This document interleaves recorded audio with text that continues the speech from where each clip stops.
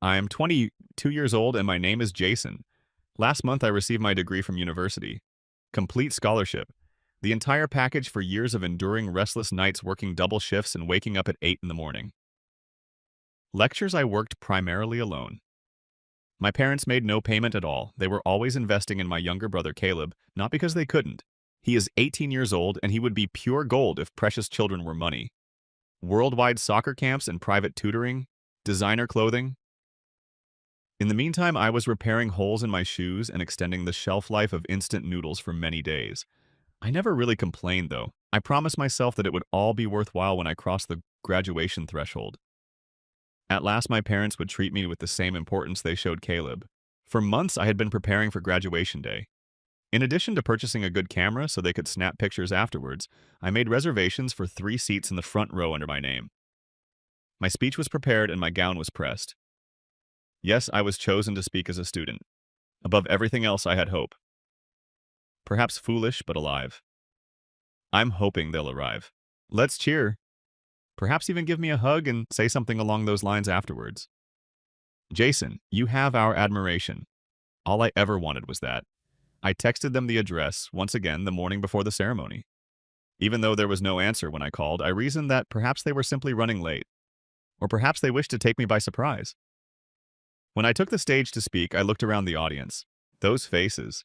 Parents holding their phones, sobbing behind sunglasses and grinning so broadly that it seemed like their faces could break, but mine didn't.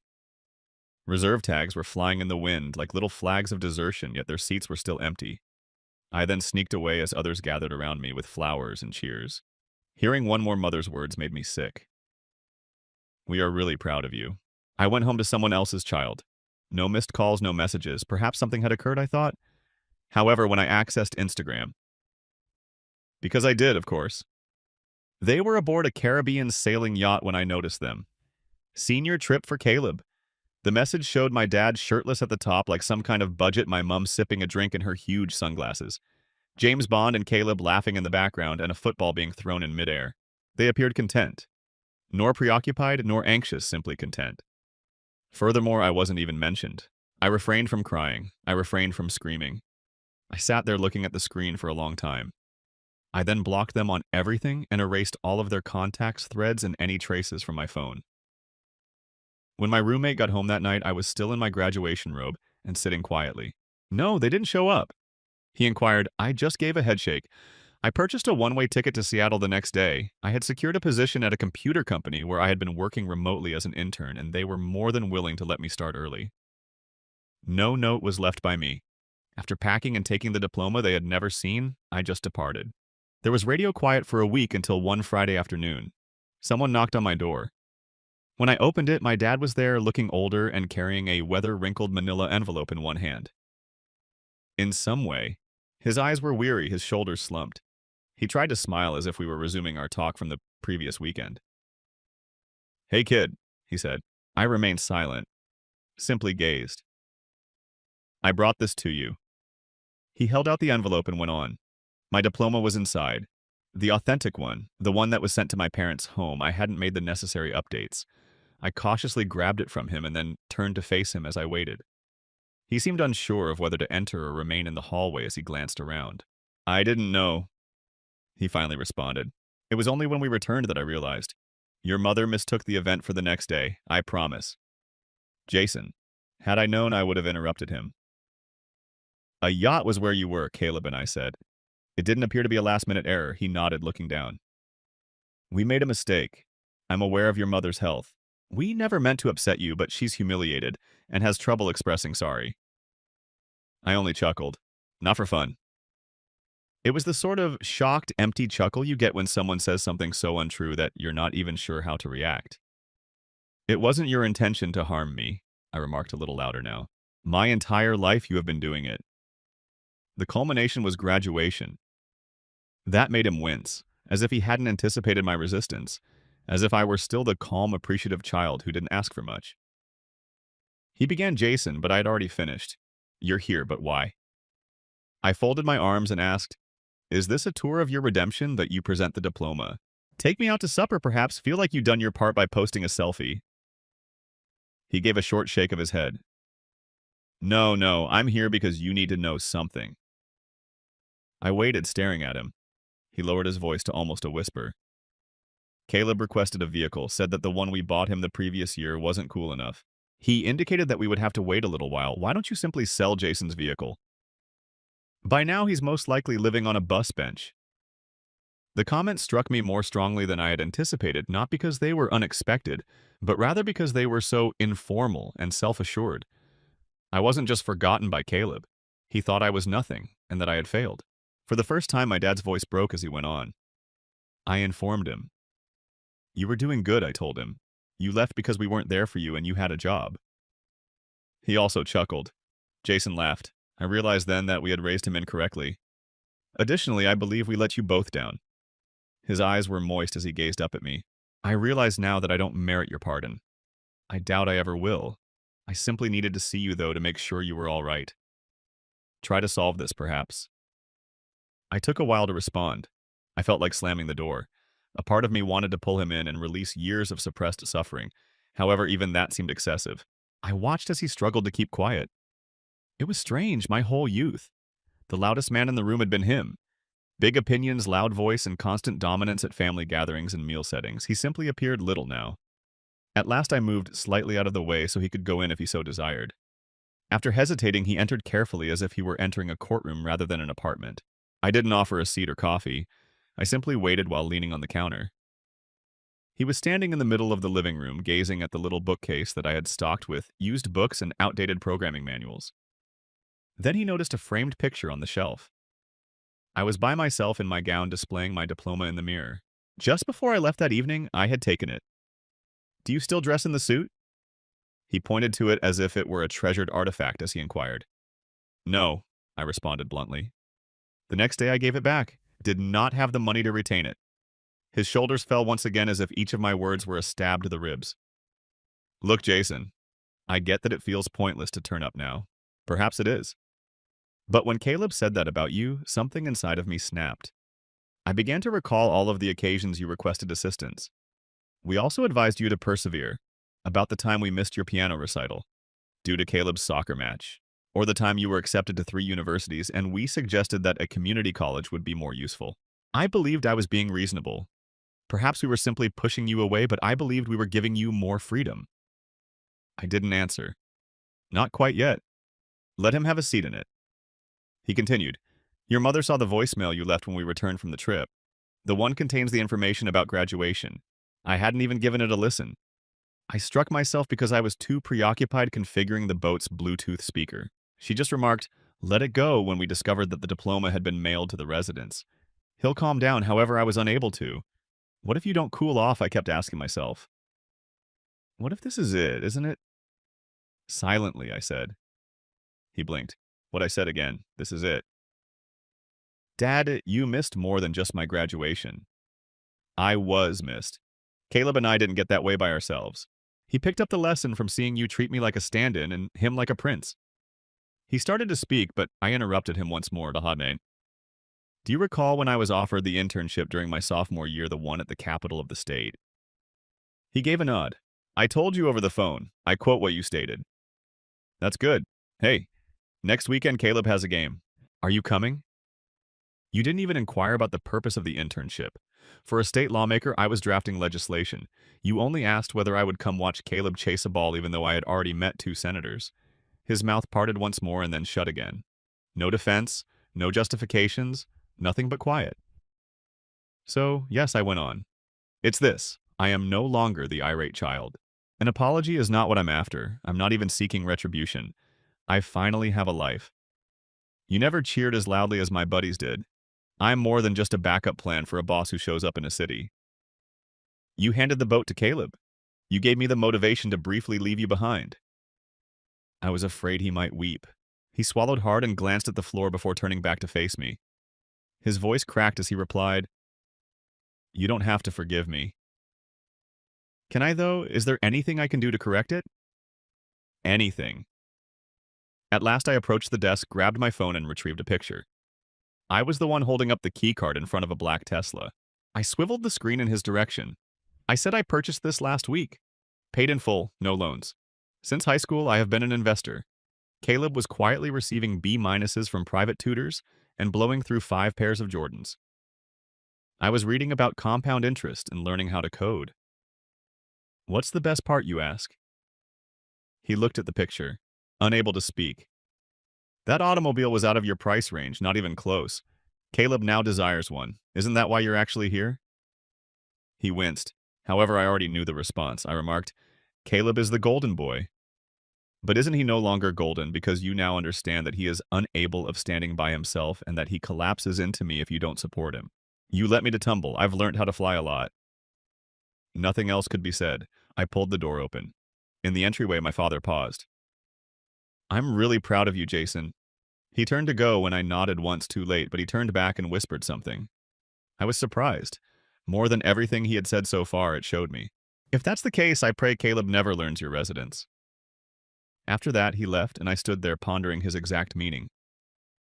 Until the following week when I had a knock on the door that wasn't from my landlord or delivery man. I looked at the individuals. Caleb was beaming as if he had just won the lotto. I was slow to open the door. I simply gazed as the person's heart began to speed. It was something more difficult to identify than terror. Disgust? Perhaps incredulity. That smile of his, it wasn't informal, it was arrogant, as if he had come to get what he believed was rightfully his. After 3 quick, assured taps, he knocked once more and leant little too near the door. I know you're in there, Chase, he continued. Please don't make me stick out here like an outsider. It nearly made me chuckle. Slowly, I moved away from the door. I had my phone with me prepared to call security if necessary. I did not, however, push the call button. Not quite yet. I was curious to know his thoughts. He continued to speak. Clear yet muffled voice. Man, please stop acting this way. All I want to do is chat, not a drama. You're doing great, Dad replied. New vehicle, new location. And congrats. A pause occurred. Speaking of the automobile, actually, it's sick. The 3rd model, correct? Everything is dark. You've always liked that tidy appearance. A silence again, followed by a chuckle. You can even afford something like that after all. That statement struck me more strongly than I had anticipated, though, so I suppose being the dull one eventually paid off. It was the precise way he used to speak to me when I was a child, not because it was offensive. Dull. The term was always that. Caleb was either punished for sneaking out or flipping off diving boards. I was working on my schoolwork, preparing in advance, avoiding difficulty. You received notice, I was given a label, and our parents found it simpler to write me off as uninteresting than to acknowledge that I was subtly surpassing their expectations. Caleb went on, I'll leave you a number. Have you got a new phone? Later text me. All I want to do is get a bite. Get caught up. Not a huge deal. He concealed an object beneath the door, apparently his business card. However, Caleb had no business. All it included was his name, phone number, and a corny Instagram moniker reminiscent of the Caleb the King classic. I didn't pick it up until I was certain he was gone.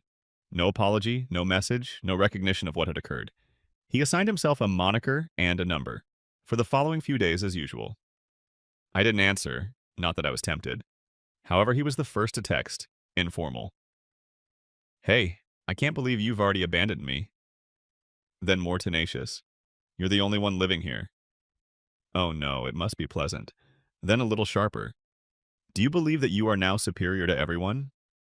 Just because you have a Tesla and a job. I disregarded all of the messages, but I felt a change in my gut. I suspected he wasn't there by himself. I suspected that my father had sent him to see how things would go, or worse, to get something from me. Caleb never found me, according to that last statement. Perhaps there was no worry. It may have been a warning. Then, however, strange things happened. One morning, Caleb was resting on the hood of my car as I came downstairs, simply waiting. He waved and smiled at me as if we were roommates in college running into each other in a supermarket. Calm down, dude. All I wanted was a close-up look at the automobile. You must go, he replied. I informed him. He sneered. All right, relax. Don't pretend that I'm the federal government. I'm only appreciating your accomplishment, dude. To be honest, I'm glad for you. I had the opportunity to inquire, but I remained silent. He went on, dropping his voice and gently leaning in. Do you work in finance or something? Like the lottery crypto? What is the matter? I gave a headshake. Hard work. He obviously didn't buy it as he raised an eyebrow. No, Jace, hurry up. You've always been intelligent, but not to this extent. A Tesla, an apartment in a high-rise building. Either someone left you anything or you hit it big. It sounded like a joke from him. However, the tone was not reflected in his gaze. They were astute and strategic. I earned it. I said it again. And you must go. He didn't press any harder to his credit. Simply tapped the car's roof and replied, okay, okay. However, I wouldn't object to you lending a hand to your small brother if you're feeling giving. You know I'm having trouble with my vehicle, just something respectable. Even a pre-owned Audi or Beamer is a step forward. Only one step. He hesitated.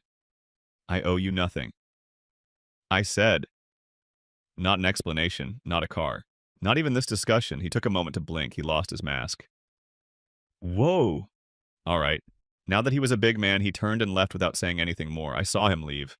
I didn't trust him to not circle back while I wasn't looking, not because I was scared. The days that followed were calm, too silent. He didn't text and didn't return. I began to calm down, thinking that may be it. Perhaps he had received the message. However, I received a call from a band number late one evening. I let the voicemail go. Then another, and yet another. I picked it up for the third time.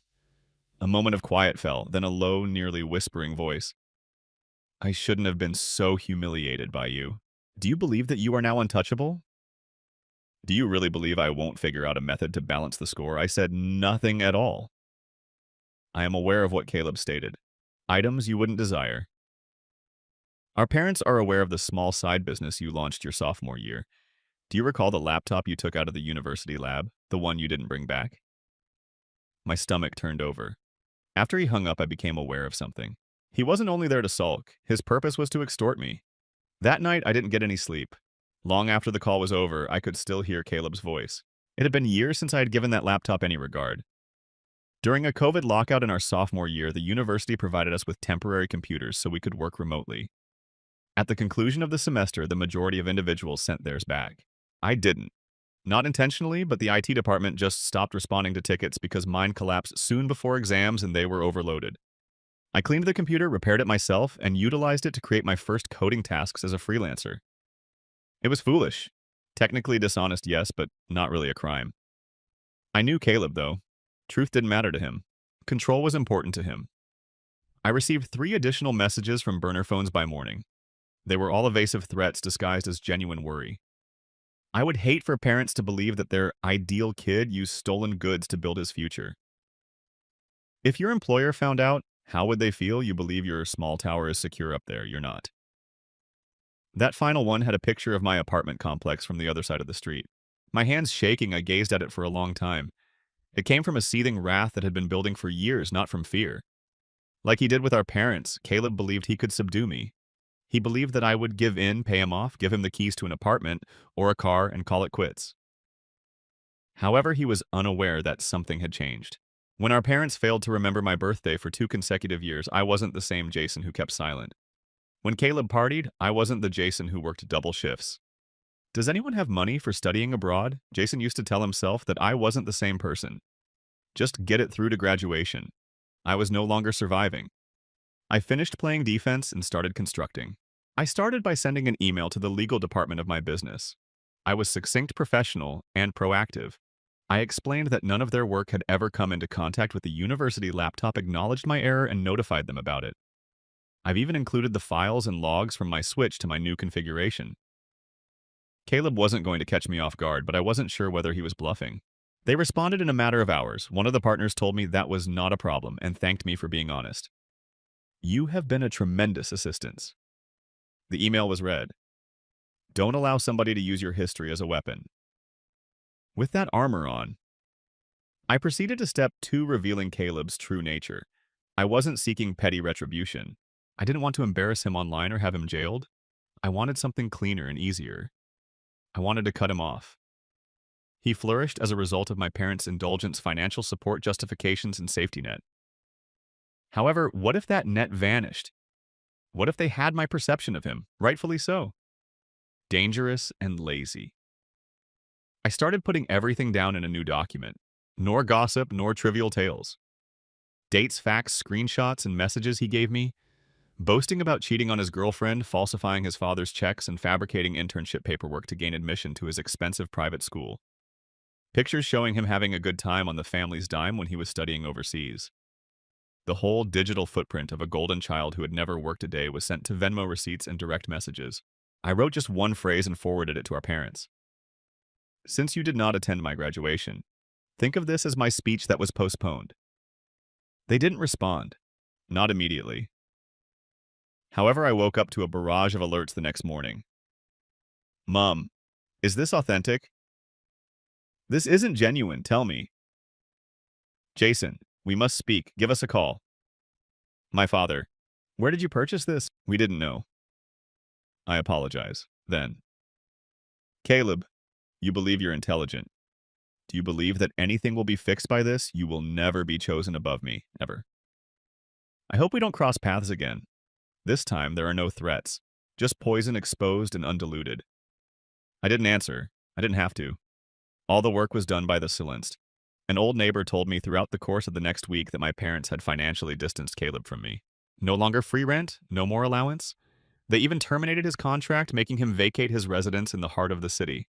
It seems like my mother wept for 2 days. My dad completely stopped answering Caleb's calls. I didn't rejoice, not quite.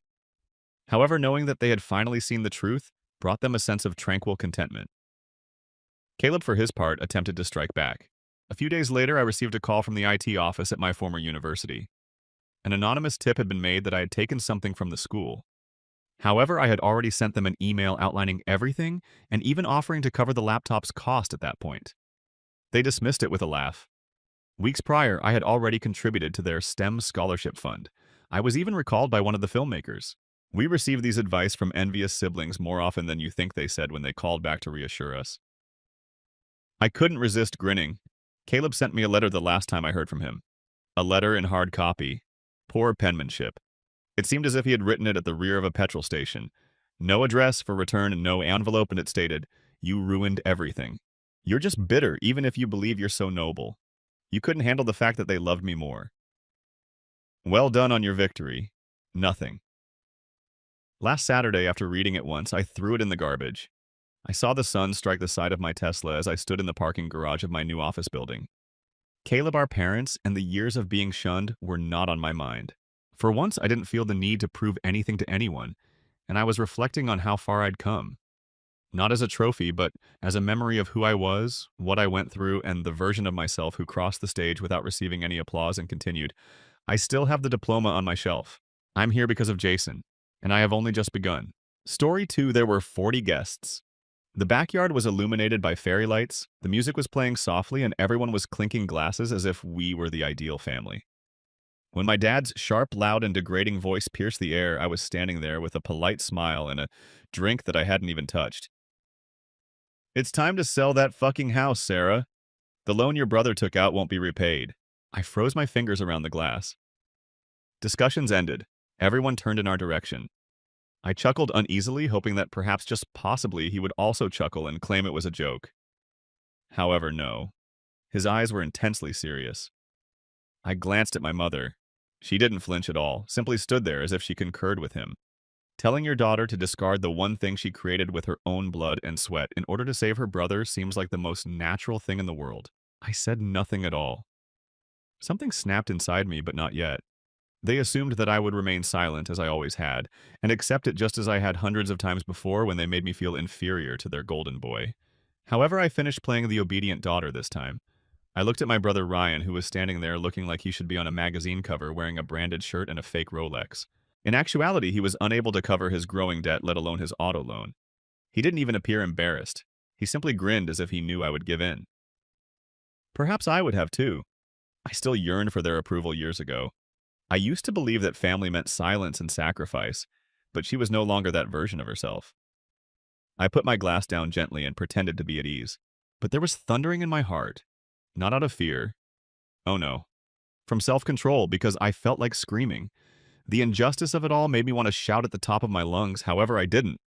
All I had to do was smile and utter the 7 words that caused everyone in that backyard to stop breathing. Next, begin packing. You have 30 days. My father's face contorted. What are you discussing? I cocked my head, relishing the occasion. You're not really sure, are you? The throng whispered. There were whispers in the air. My mother appeared perplexed. My brother's mouth tightened. Leaning slightly, I spoke in a cool tone. Now that you've been residing in my home, I want it returned. My ears ached from the thick silence, and I realized this was only the beginning as their faces went white in the string lights. They believed they knew who I was. However, I was going to do something that no one had ever thought of. Because I was quiet, courteous, and never made a scene, people always thought I had it easy. I must have been the most popular kid. They were mistaken. It had been Ryan from the start. Ryan with the fake charm and the large brown eyes. He appeared to be wearing a high-end suit. He was born to be great according to my parents. They blamed the world each time he failed. They pretended it was luck each time I was successful. I received all A's. They gave a nod. Ryan received a C- for passing. Let's rejoice. By the time I was 15, I had figured it out because he worked so hard. In our home, the rules weren't applied uniformly. Ryan played video games while I prepared dinner. He kept dropping out of every college he enrolled in, so I studied for scholarships while they repeatedly covered his tuition. And I remained silent. I had 2 jobs during my time in college. Ryan was too stressed to cook, so his mother packed his favorite Bernie for him, and he arrived home late with sore feet. When his old car was repossessed, they had to spend some of their retirement money to buy him a new one. Dad gave me a look like I was begging him to sell a kidney when I asked for a small loan to help with a down payment for a studio apartment. "You are self-sufficient, Sarah," he said. "You always manage to figure it out. We're not concerned about you." I was struck by that line. "We're not concerned about you," before I realized it was code for "you're on your own." It sounded like a compliment. I came home to find Ryan in the living room, jobless, once more, telling our parents about his new startup idea, even though I had secured a full-time job shortly after graduation. And they clapped like seals of pride once more. Within 6 months, that startup was a failure, and guess who once more made his credit card payments? They expected me to, but not me. Silently, as usual. One night, I recall, it's pouring rain outside. After staying late at work, I was soaked when I got home. Every step made my shoes squeak. "Don't drip everywhere," my mother said as I entered the kitchen. "Ryan is sleeping. Avoid waking him." I gave up trying to fit in at that point. I began making plans for my own life, inch by inch. I kept all of the bonuses, lived below my income, don't share my accomplishments, since they weren't honored anyhow. I eventually purchased my own home, the house of my dreams. No cosigners, no freebies, only me, as well as when I broke the news. I was asked to place it in the family trust by Dad. Mom asked if Ryan could maybe move into the guest room just for a few months. That's when I knew to them I was the backup plan. The emotional punching bag. The golden daughter turned to scapegoat. But I wasn't going to be silent anymore. They built their world on the assumption I'd always be the one to sacrifice. Now I was going to show them what happened when the quiet one stops playing nice. It wasn't just a house, it was mine. Every brick, every polished floorboard, every key on that ring represented years of hustling, of swallowing my pride of hearing no and still pushing forward. I didn't have a fairy godmother, no rich uncle, no secret inheritance. Just a spreadsheet, sheer willpower, and a silent promise to myself. One day I'll walk into a place that no one can take from me, and I did. The day I got the keys, I cried alone in the empty living room. No champagne, no cheering family, just me and the walls that now held space for my freedom. But freedom in my family came with strings. When I first mentioned the house, my mom's first words weren't, "You have my admiration." They were, "While so far from the city." "Are you sure it's safe there?" A loan translation. "Why didn't you let us control this too?" A week later. Ryan stopped by with my dad. He walked through the house like he was doing me a favor, pointing out things like this. "Kitchen's nice. You could totally Airbnb the basement and help with our situation." Our situation. What he meant was his mess. His 4th failed business, the luxury SUV. He couldn't pay off the personal loan that was now threatening to tank his credit score. Then came the bombshell. Dad sat me down and said, with all the fake calm in the world, "Look, sweetheart, we've always supported each other in this family. It's time you step up. Sell this place, use the money to get Ryan back on his feet. Your turn to help." All right. I stared at him, trying not to laugh or cry. My turn, as if I hadn't been silently helping my whole life while Ryan ran through every opportunity like it was a toy he got bored of. I nodded slowly. "Okay, I'll think about it." And they thought they'd won. But in my mind, something dark and razor-sharp had already started forming. I wasn't going to sell. Not even close. Instead, I made a quiet call to my real estate lawyer. I asked him how to set up a private LLC. I transferred the deed into it, made sure nothing was traceable to me publicly. Then I made another call to a property manager. I told them I was moving abroad for work and needed someone to handle the house. In truth, I was moving just 15 minutes away into a small rental nearby so I could watch everything unfold. 3 weeks later, I handed over the keys to my parents. I'm going to lease the place for a while. I told them you guys can stay here rent-free for now. Just help me keep it in shape. Their eyes lit up like they'd won the lottery. I smiled because they had no idea. The clock had already started ticking. The day I moved out of my own house, no one saw it coming. I packed my things in silence. No drama, no teary goodbyes. Just one suitcase, a laptop bag, and a card. The felt foreign after years of swallowing rage. I left behind the custom furniture, the plush rugs, even the artwork I had saved for months to buy. It wasn't giving up.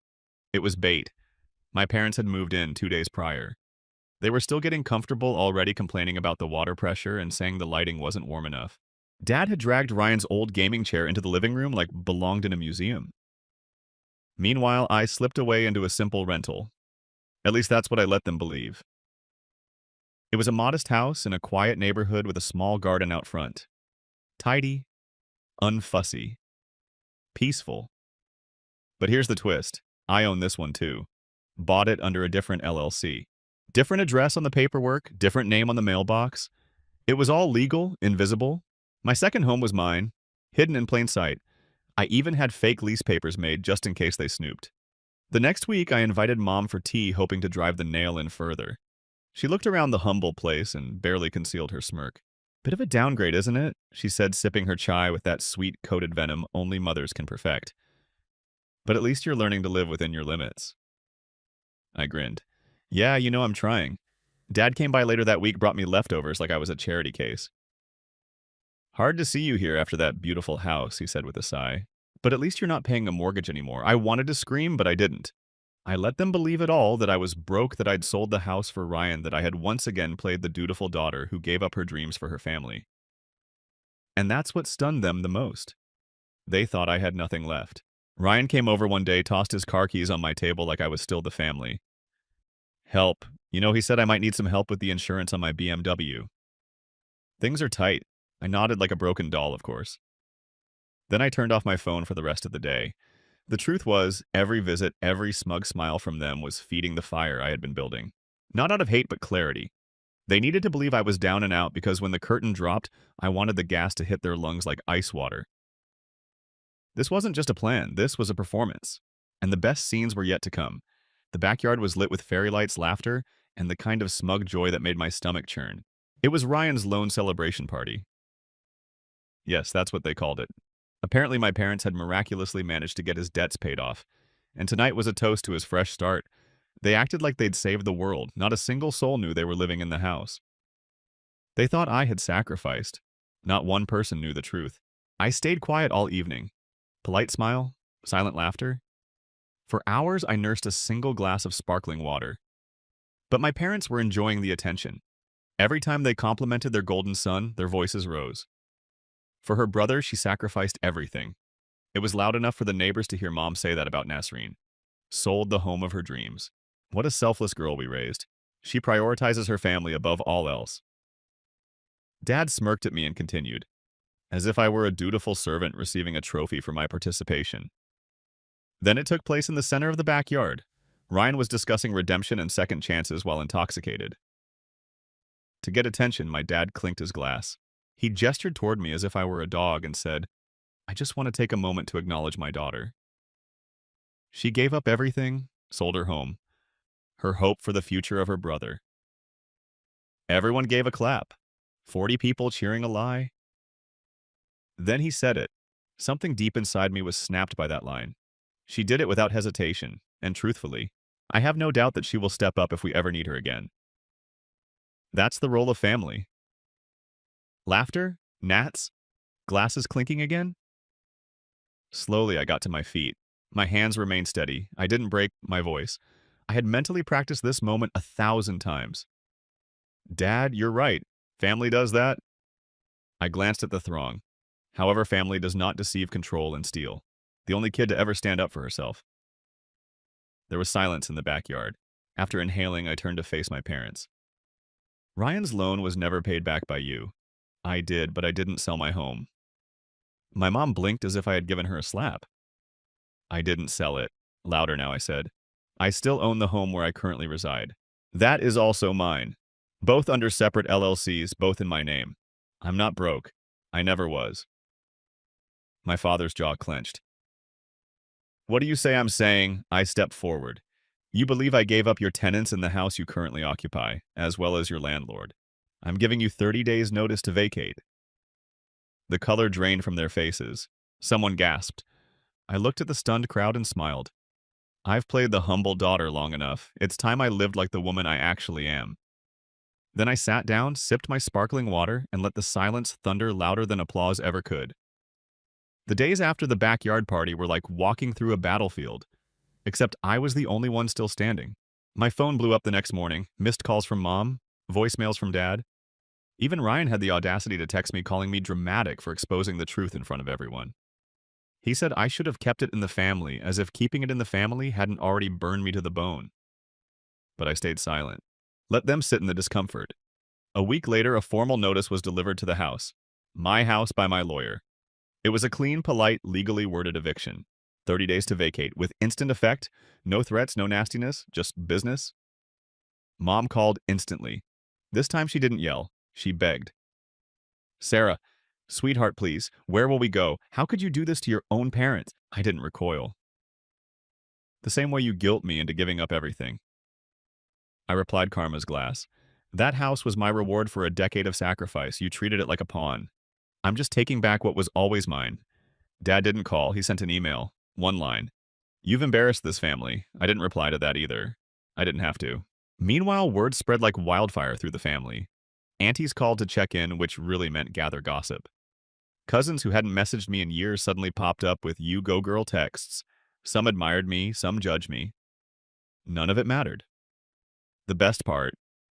The tenants they had unknowingly mocked. My neighbors started treating me differently. One even stopped me in the grocery store. You're the one who gave them 30 days, right? That was brave. I just smiled and nodded. Some debts can't be paid in silence anymore. 2 weeks before move out, I passed by the house. Dad was sitting on the porch, shoulders hunched. He looked smaller than I remembered. Like the weight of entitlement was finally crushing him.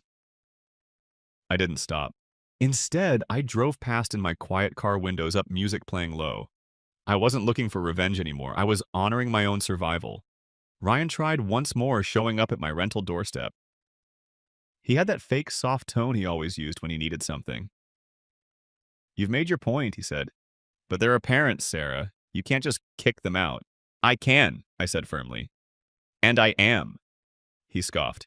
You used to be so loyal. I cocked my head. No, Ryan. I used to be so blind. By the time the final week rolled around, the house was nearly empty. Furniture gone, curtains taken down. The dream I had once built and offered a shelter to those who never deserved it was finally mine again. Not just a name, but in power. And when day 30 came, I stood at the gate as they drove off. Not a word was exchanged, but their silence was louder than any apology they never gave. It didn't take long for Ryan's carefully spun web of lies to start unraveling. Turns out being bailed out once just gave him the confidence to dig a deeper hole without my parents' roof over their heads or their fantasy that I'd always come through. They all began to feel what real pressure tasted like. And Ryan. He cracked first. First, there was a phone call. Over lunch, my coworker Asher, whose cousin was employed at the same financial firm Ryan claimed to be consulting for, revealed the truth, something I was not supposed to hear. Leaning in as if to drop a bombshell, she said, Sarah, there was never a real job for your brother. He was working under the table on dubious referrals. He is reportedly under investigation for applying for private loans under client names. I blinked. Which loans? When things go wrong, they need someone else to pay for it. Even though I shouldn't have been shocked, it still made me shiver. The boy with the golden hair. All this time, he had been a walking debt grenade. I received an email from an unfamiliar lawyer 2 weeks later. One of Ryan's old investors, apparently. On a loan that Ryan had forged, he was named as a co-guarantor. They had been digging, and my name had come up. Thank God I legally separated all of my assets under LLCs years ago, which is the only reason I wasn't involved. Every penny, every home. Untouchable. I blocked the number and forwarded the email to my own lawyer. After a local news report about small-scale financial fraud, Ryan's bank account was frozen and his car was repossessed by the end of that month. Watching the TV screen show was unreal. My parents were sitting in their rental apartment, which they could hardly afford with their pensions, when he was photographed. Mom called in tears. She cried, "This family is cursed. Why are we experiencing this?" However, I didn't reply sympathetically. I answered honestly, "Mom, this isn't a curse. This is the result. You regarded me like a purse and Ryan like a prince, and now he's financially and morally bankrupt." Dad didn't call. He was overly arrogant. However, Uncle Tamara informed me that he had been looking into legal options for bringing a lawsuit against his daughter. It nearly made me chuckle. Why would you sue me taking responsibility for my life? They no longer believed that Ryan would ever save them. Their meticulously crafted kingdom, which was founded on denial, lies, and favoritism, fell apart without that illusion. The irony. The daughter they had previously rejected had turned into an untouchable, and they crowned the son. Now all he was a headline. Despite witnessing the disintegration of everything, they never expressed gratitude, never apologized, not once. However, I no longer required their apology, because years of pleading had failed to accomplish what the truth had. They experienced what it was like to be helpless. And for me, that was sufficient justice. 6 months later, I stood barefoot, coffee in hand, peace wrapped around me like silk in front of tall glass windows that overlooked the ocean. For the first time in years, I wasn't anticipating the next blow as the sun warmed my face. I was just getting by. In addition to being stunning, the house was a work of art that I had personally designed. Each and every tile, artwork, and peaceful nook. I was reflected in it. It was the woman who ultimately made the decision for herself, not the sister who was ignored, or the daughter who stumbled into silence out of guilt. What's the best part? They didn't know. After my alleged fall from grace, I was still renting a modest house in their opinion. They believed that I had given up everything. They were unaware that I had only let them go. I was seen leaving a private business event by Andy, who always had more opinions and manners, and a friend of my mother's. One evening, she noticed the press, the photographer, and the car as they took pictures for a feature on women in leadership. My mother sent me a message the following day. "We didn't know you own your own company, or 3 followed by your new house. Does that magazine have that one shoot no apology? No. We were wrong." Just the startled knowledge that they were no longer even involved in the story, and that the daughter they had once treated like an ATM had turned into a force of nature. It had a poetic quality. Following his legal troubles and public humiliation, Ryan also made an attempt to make a comeback. He was doing freelance consulting, which was just code for begging people to trust him again. He sent me an email. "Hey sis, maybe we could grab coffee sometime. Catch up." I stared at the screen for a moment, then deleted it. No reply? No need. Because here's the thing. This wasn't a revenge story. This was a rebirth. I had built more than a business. I had built freedom. My team respected me. My clients trusted me. I mentored young women who reminded me of my younger self. Hungry, capable, and tired of being told to be quiet. My final move wasn't to destroy them. It was to become someone they'd never reach again. At a charity gala weeks later, I accepted an award for community entrepreneurship. The room was full of leaders, mentors, people who saw me for who I really was. As I stepped off the stage, a woman approached me, slightly older, tearful, a mother of 2 daughters. "You give people like us hope," she whispered. That was the moment I knew. Everything I went through, the betrayal, the heartbreak, the silence, it wasn't in vain. It had carved me into someone unbreakable, someone real. They underestimated me. But I never did. And now I was no longer the golden daughter they dismissed. I was the woman they could never forget. Story 3. I learned that my sister was given our family company by my parents, who said that Jessica had vision. "You're not smart, you're simply skilled with your hands," my sister said. Lastly, parents who acknowledge exceptional leadership abilities. I so ended my 60-hour unpaid weeks. Dad called to report the cancellation of our largest client. "Let the air handle it," I said. "Although this may be lengthy, I assure you that the reward will be worth every word." Reddit hello, longtime lurker. This is my first time posting. I've spent months considering whether or not to tell this story. However, recent occurrences have persuaded me that you guys would value the complete mayhem that transpired. To be honest, I'm still digesting some of the things that transpired over the period of 18 months. Let me briefly introduce myself and explain why this whole scenario affected me so strongly before I get started. I've actually had oil under my fingernails my whole life, and I'm 31. Cars, engines, and the family company that was meant to be my future have been the foundation of my whole identity. That identity was totally destroyed by what transpired next, and I had to start over. A fair caution. This is not a race, it's a marathon. You'll see, however, how someone can go from being the family's golden boy to planning their whole financial ruin if you follow me through to the finish. Retaliation isn't always about getting even. It's about letting people know how much their decisions actually cost. My grandpa founded Thunder Automotive, a custom automobile company, in 1987, and there is where my journey starts. This isn't your normal garage for oil changes. In order to make automobiles quicker, louder, and more aesthetically pleasing, we're talking about full-service performance builds, race cars, engine swaps, and bespoke fabrication. From the moment I could walk, that store served as my actual home while I was growing up. Every weekend, while other kids watched cartoons, Dad took me there to learn the difference between socket and combination wrenches, read engine codes, and comprehend why certain metals work for particular purposes. By the age of 12, I was able to correctly tighten nuts and listen to an engine idle to detect issues. Compared to technicians with decades of expertise, I could detect engine problems more quickly. By the age of 16, I was performing full engine rebuilds that would make grown men cry with happiness. Child labor was not involved here. I truly enjoyed every second. Making damaged machinery better than it was before has a certain enchantment to it, in a way that school courses never made sense to me, cars did. Jessica, my sister, who is currently 26 years old, and I couldn't be more different if we were on separate planets. She received weekly manicures and complained about getting oil on her expensive clothing while I was learning how to weld and produce special pieces. She majored in communications in college, which presumably entails snapping expert selfies and using as many buzzwords as possible in her nonsensical captions. I immediately started working at Thunder full-time after high school. My father assured me that I would construct something for myself. One day, I would have that Thunder, that when I inherited the company, all the sacrifice would have been worthwhile. I had full faith in him. Why wouldn't I? This is when things start to get complicated. I've been working 70 to 80-hour weeks for precisely $42,000 a year for the past 8 years. With my abilities, master mechanics usually made between $75,000 and $90,000.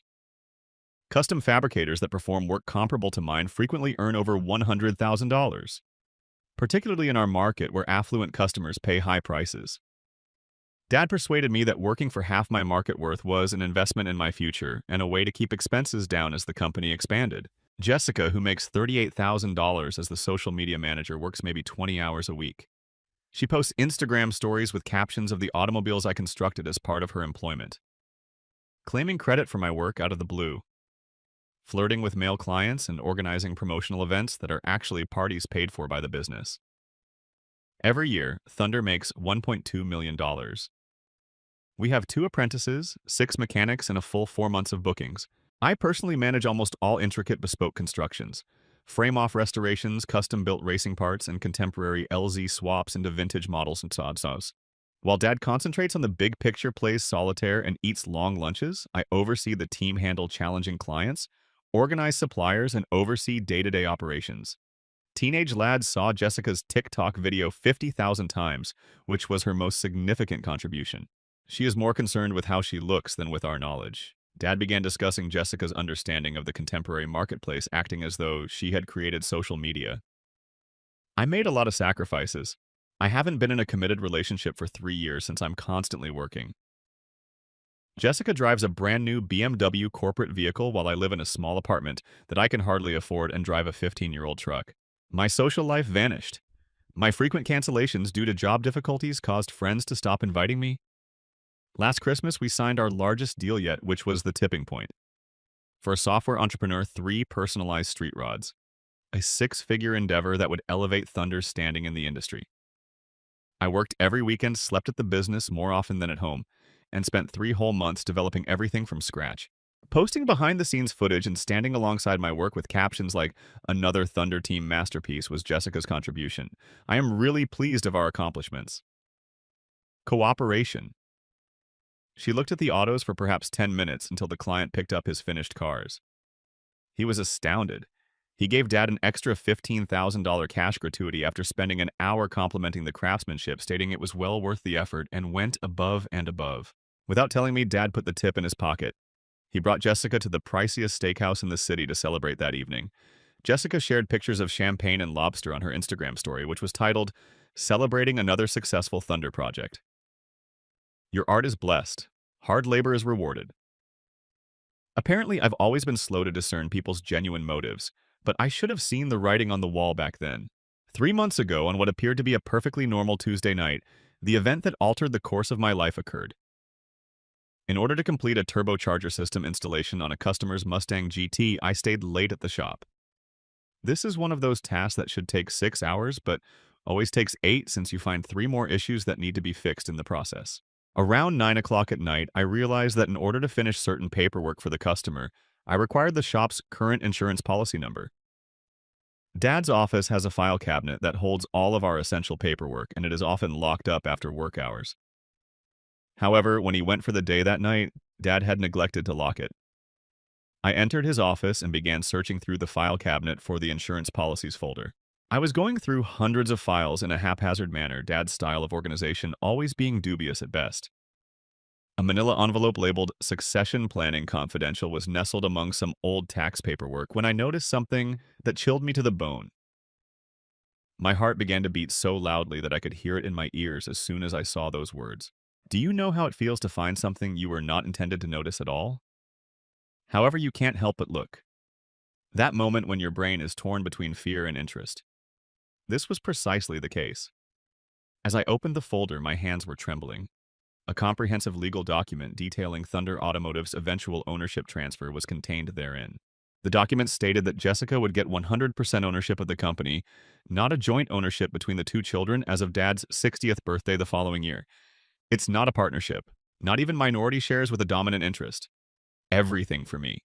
Jessica would be the owner of the store, the tools, the connections with customers, and the reputation I had worked so hard to establish over the previous 8 years. It wasn't even the worst part, though. I discovered email exchanges between Dad and his lawyer dating back 6 months as I continued to look through the records. The conversations focused on what to do with me when ownership was transferred, not only on ownership transfer. There were several allusions to Tyler's ability to support himself and in-depth discussions about guaranteeing Jessica's financial stability. He is capable of opening his own business somewhere. The employee transition plan, which was basically a plan for my termination, was the most upsetting part. Their plan indicated that I would be let go around 6 months after Jessica formally assumed responsibility. The claimed justifications were that Jessica would have to develop her own management style independently of prior leadership, and that I would be too costly to keep on staff. They had more in mind than simply denying me possession. They intended to fire me from the company completely. I had practically constructed the firm with my own hands, earned a name based mostly on my work and competence, and formed and maintained connections with customers before Jessica became the owner. It would all be taken away from me and given to someone who was incapable of changing her own oil. In an attempt to comprehend the extent of the treachery, I sat in that office chair reading and rereading those documents until nearly 3 in the morning. I've been an adult 8 years. I had worked every weekend.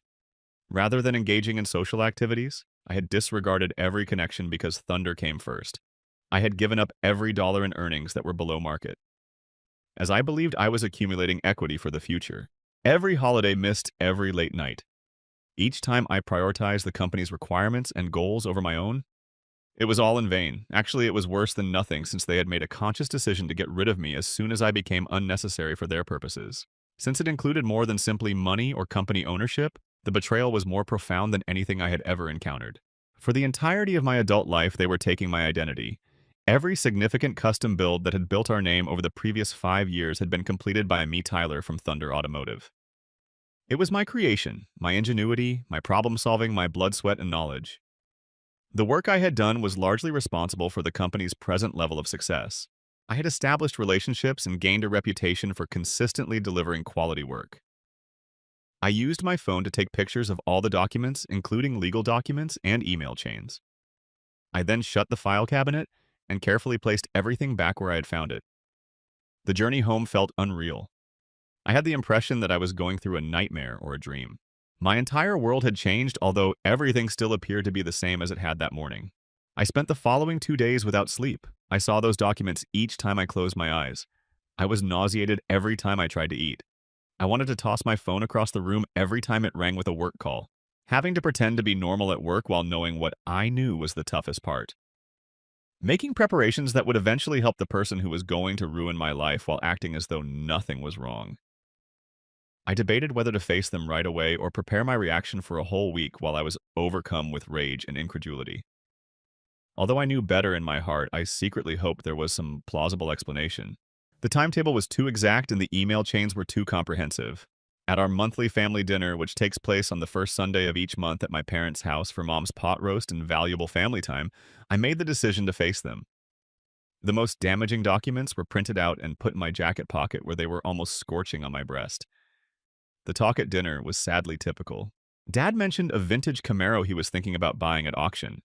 Jessica displayed pictures from her most recent Miami business trip, clearly a vacation paid for by the company. Additionally, Mum talked about their planned Caribbean vacation for Dad's birthday. I sat there in the meantime, aware that they intended to ruin my life in 9 months, after Mom's homemade apple pie was served. I took out the papers and laid them out on the table in the dining room. The other night I discovered something intriguing in your office. I tried to sound steady as I said, Dad. Immediately the mood shifted. Dad turned pale. Jessica got this sardonic look as Mum gasped and almost spilt her coffee. She seemed to be trying to figure out how much I knew, but it wasn't surprising. Why did you enter my office? Dad avoided the real question by asking it defensively. This is what I found instead of the Morrison insurance policy number that I needed. I pointed to the papers on succession planning. Would you mind telling me why private legal documents are providing me with information regarding your retirement and ownership transfer utter quiet? Mum began to sob silently. When Dad avoided making eye contact, Jessica rolled her eyes as if it were uncomfortable. Look, Tyler. At last Dad said, it's just business, nothing private. Jessica is more in need of financial stability than you are. You possess the abilities to open your own store. I acquired these skills here, I answered. You are entrusting the construction of a firm to someone who is ignorant of the distinction between a catalytic converter and a carburetor. You don't realize how much I know about this industry. Jessica lost her temper. I am knowledgeable with business growth, marketing, and customer relations. You just handle the mechanical tasks. Only the mechanical parts. They spent 8 years cultivating their reputation. Additionally, I just work on the mechanical aspects. Interactions with customers. I gave a sour laugh. You knew it would take 6 weeks, but you informed Mrs. Henderson that her Corvette would be finished in 2 weeks. For a month, I had to put up with her phoning every day and yelling about unfulfilled promises. I'm not to blame. You people work quite slowly. Jessica gave a shrug. Something inside of me was broken by it. Jessica, I work slowly. 80% of the unique projects my firm has finished in the last 5 years were planned and built by me. If your life depended on it, you couldn't construct a go-kart. Tyler, Mom yelled, don't talk to your sister like that. My sister who's inheriting everything I built while planning to fire me. 6 months later, the dead silence told me everything they all knew about the termination plan. It's not personal, Dad said quietly. Jessica needs to run things her way. Having you there might be confusing. Perplexed. My presence would be confusing to the new owner. I stood up looking at each of them carefully, knowing this would be the last time we'd all be in the same room as a family. You know what's actually confusing? How you can sit here pretending this is business strategy when you're literally stealing 8 years of my life's work. We're not stealing anything, Jessica said coldly. It's Dad's business. He can do whatever he wants with it. You're absolutely right, I replied, which means I don't owe it anything anymore. I walked out and never returned for another family dinner. After that disastrous family dinner, I entered what I can only describe as strategic planning mode. I wasn't going to let my emotions drive my decisions, and I definitely wasn't going to rage quit and storm out empty-handed. If they wanted to play games with my future, I was going to make sure I won. For the next 4 weeks, I maintained a completely normal facade at work while systematically preparing for my departure. Every morning, I showed up on time, worked on customer projects with my usual level of dedication and expertise, and acted like nothing had changed. But every evening, after the shop closed, I stayed late to document everything I'd contributed to the business over the years. I photographed every custom build I designed and fabricated saving detailed images of the before, during, and after stages. I copied every customer testimonial that specifically mentioned my work or expertise. I documented every process improvement I'd implemented, every supplier relationship I developed, every innovation I'd brought to the shop's operations. I created a comprehensive portfolio that demonstrated exactly how much of Thunder's success was directly attributable to my skills and efforts. I also started reaching out to our network of suppliers and subcontractors. The relationships I'd built over years of working together on complex projects. These weren't just business contacts. Many of these guys had become genuine friends who respected my work and trusted my expertise. When I casually mentioned that I might be considering starting my own shop in the future, the response was overwhelmingly positive and supportive. Tyler, if you go out on your own, you'll have my business, immediately said our engine builder. You're the only person at Thunder who actually understands what we do here, and you always know exactly what you want when you place an order. Our paint and body subcontractor had a similar response. Man, I've been waiting for you to start your own place. Working with you is always smooth and professional. Some of the other guys at Thunder, not so much, but my real ace in the hole was Marcus Webb, who owns Webb Performance about 30 miles south of us. Marcus runs Thunder's biggest competitor in the region, and we'd worked together on several projects over the years when clients needed services that neither shop could handle alone. Marcus had been trying to recruit me for years, regularly telling me that I was wasting my talents working for someone else. I met Marcus for lunch on a Thursday afternoon and laid out the entire situation for him. I told him about the succession plan, the plan to termination, everything. His reaction was immediate and intense. Jesus Christ, Tyler. After everything you've built there, that's messed up even by family business standards. I need options, Marcus. If I'm getting thrown out anyway, I want to land somewhere good. Forget landing somewhere good. How about we make sure you land on top? I've got a proposition for you. Marcus had been planning to expand Web Performance into high-end custom fabrication for years, but he lacked the specific expertise and reputation needed to compete at that level. He offered me a partnership arrangement, 40% ownership of a new division called Web Custom Works, plus an $85,000 annual salary to start, with performance bonuses tied to the division's growth. I'll do you one better, he continued. I'll hold off on announcing the new division for a couple of months. When you're ready to make your move, we'll launch with a comprehensive marketing campaign highlighting your experience and showcasing your previous work. Your reputation will follow you, and their best clients will follow your reputation. It was perfect. Not only would I land on my feet financially, but I'd be taking a significant chunk of Thunder's most profitable business with me. The high-end custom clients who specifically sought out my expertise would have every reason to follow me to Web Custom Works. I also reached out to Jake Morrison, the tech entrepreneur whose 3 street rods I'd built the previous year. He'd been so impressed with my work that he'd already referred several other wealthy clients to Thunder, representing hundreds of thousands of dollars in potential future business. When I explained that I was planning to start my own operation, his response was immediate and enthusiastic. Tyler, you're an artist with engines and metal. Any shop you start will have my full support and my referrals. I'll make sure everyone in my network knows where to find you. By the end of that month, I had everything in place. A new job with significantly better pay and partial ownership. A pipeline of high-value clients ready to follow me, and a comprehensive plan that would essentially gut Thunder's custom fabrication business. More importantly, I had a clear timeline and strategy for executing my departure in a way that would maximize the impact. I spent another week fine-tuning the details and making sure every piece of my plan was solid. Then I was ready to pull the trigger. I chose a Friday afternoon for maximum chaos and minimum damage control. Jessica wasn't in the shop. Shocking for a weekday, and Dad was in his office doing whatever passes for work. At exactly 4 p.m., I walked into Dad's office and placed my resignation letter on his desk. Effective immediately, I am resigning from my position at Thunder Automotive. Today will be my final day. What's this? He asked without looking up my resignation. His head snapped up, face cycling through confusion, disbelief, anger, and finally panic. You're what, Tyler? You can't just quit. We've got the Henderson restoration, the Morrison project, the Mustang turbo build. You'll figure it out. Or Jessica will. She is going to be the owner after all. This is ridiculous. You're being emotional and irrational. We already talked last month at dinner. You made your position very clear about my future role. He stood up quickly, grabbing my arm. Wait, maybe we moved too fast with submission with succession planning? Maybe we need to reconsider or bring you into ownership discussion. Maybe. Dad, you planned this for months.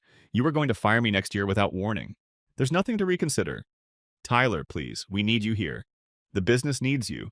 The business needed me for 8 years, but according to your plans, it won't need me next year. So why pretend it needs me today? I cleaned out my toolbox and walked out. Within an hour, my phone was ringing constantly. Dad called 6 times. Mom called crying. Even Jessica called. Probably the first work-related contact ever from her. I let everything go to voicemail. Weekend was absolute chaos. Saturday morning, they had 3 major projects requiring my expertise, and suddenly nobody could handle complex fabrication work. Dad tried getting other mechanics to cover, but they were parts installers, not custom fabricators. Carlos called Saturday evening. Dude, it's chaos. Your dad spent all day rescheduling appointments, explaining to customers why their cars won't be ready. Jessica showed up for an hour, took selfies, then left when she realized there was actual work. Monday morning, Dad appeared at my apartment at 6 a.m., looking like he hadn't slept. You've made your point. Come back and we'll figure this out together. Figure what?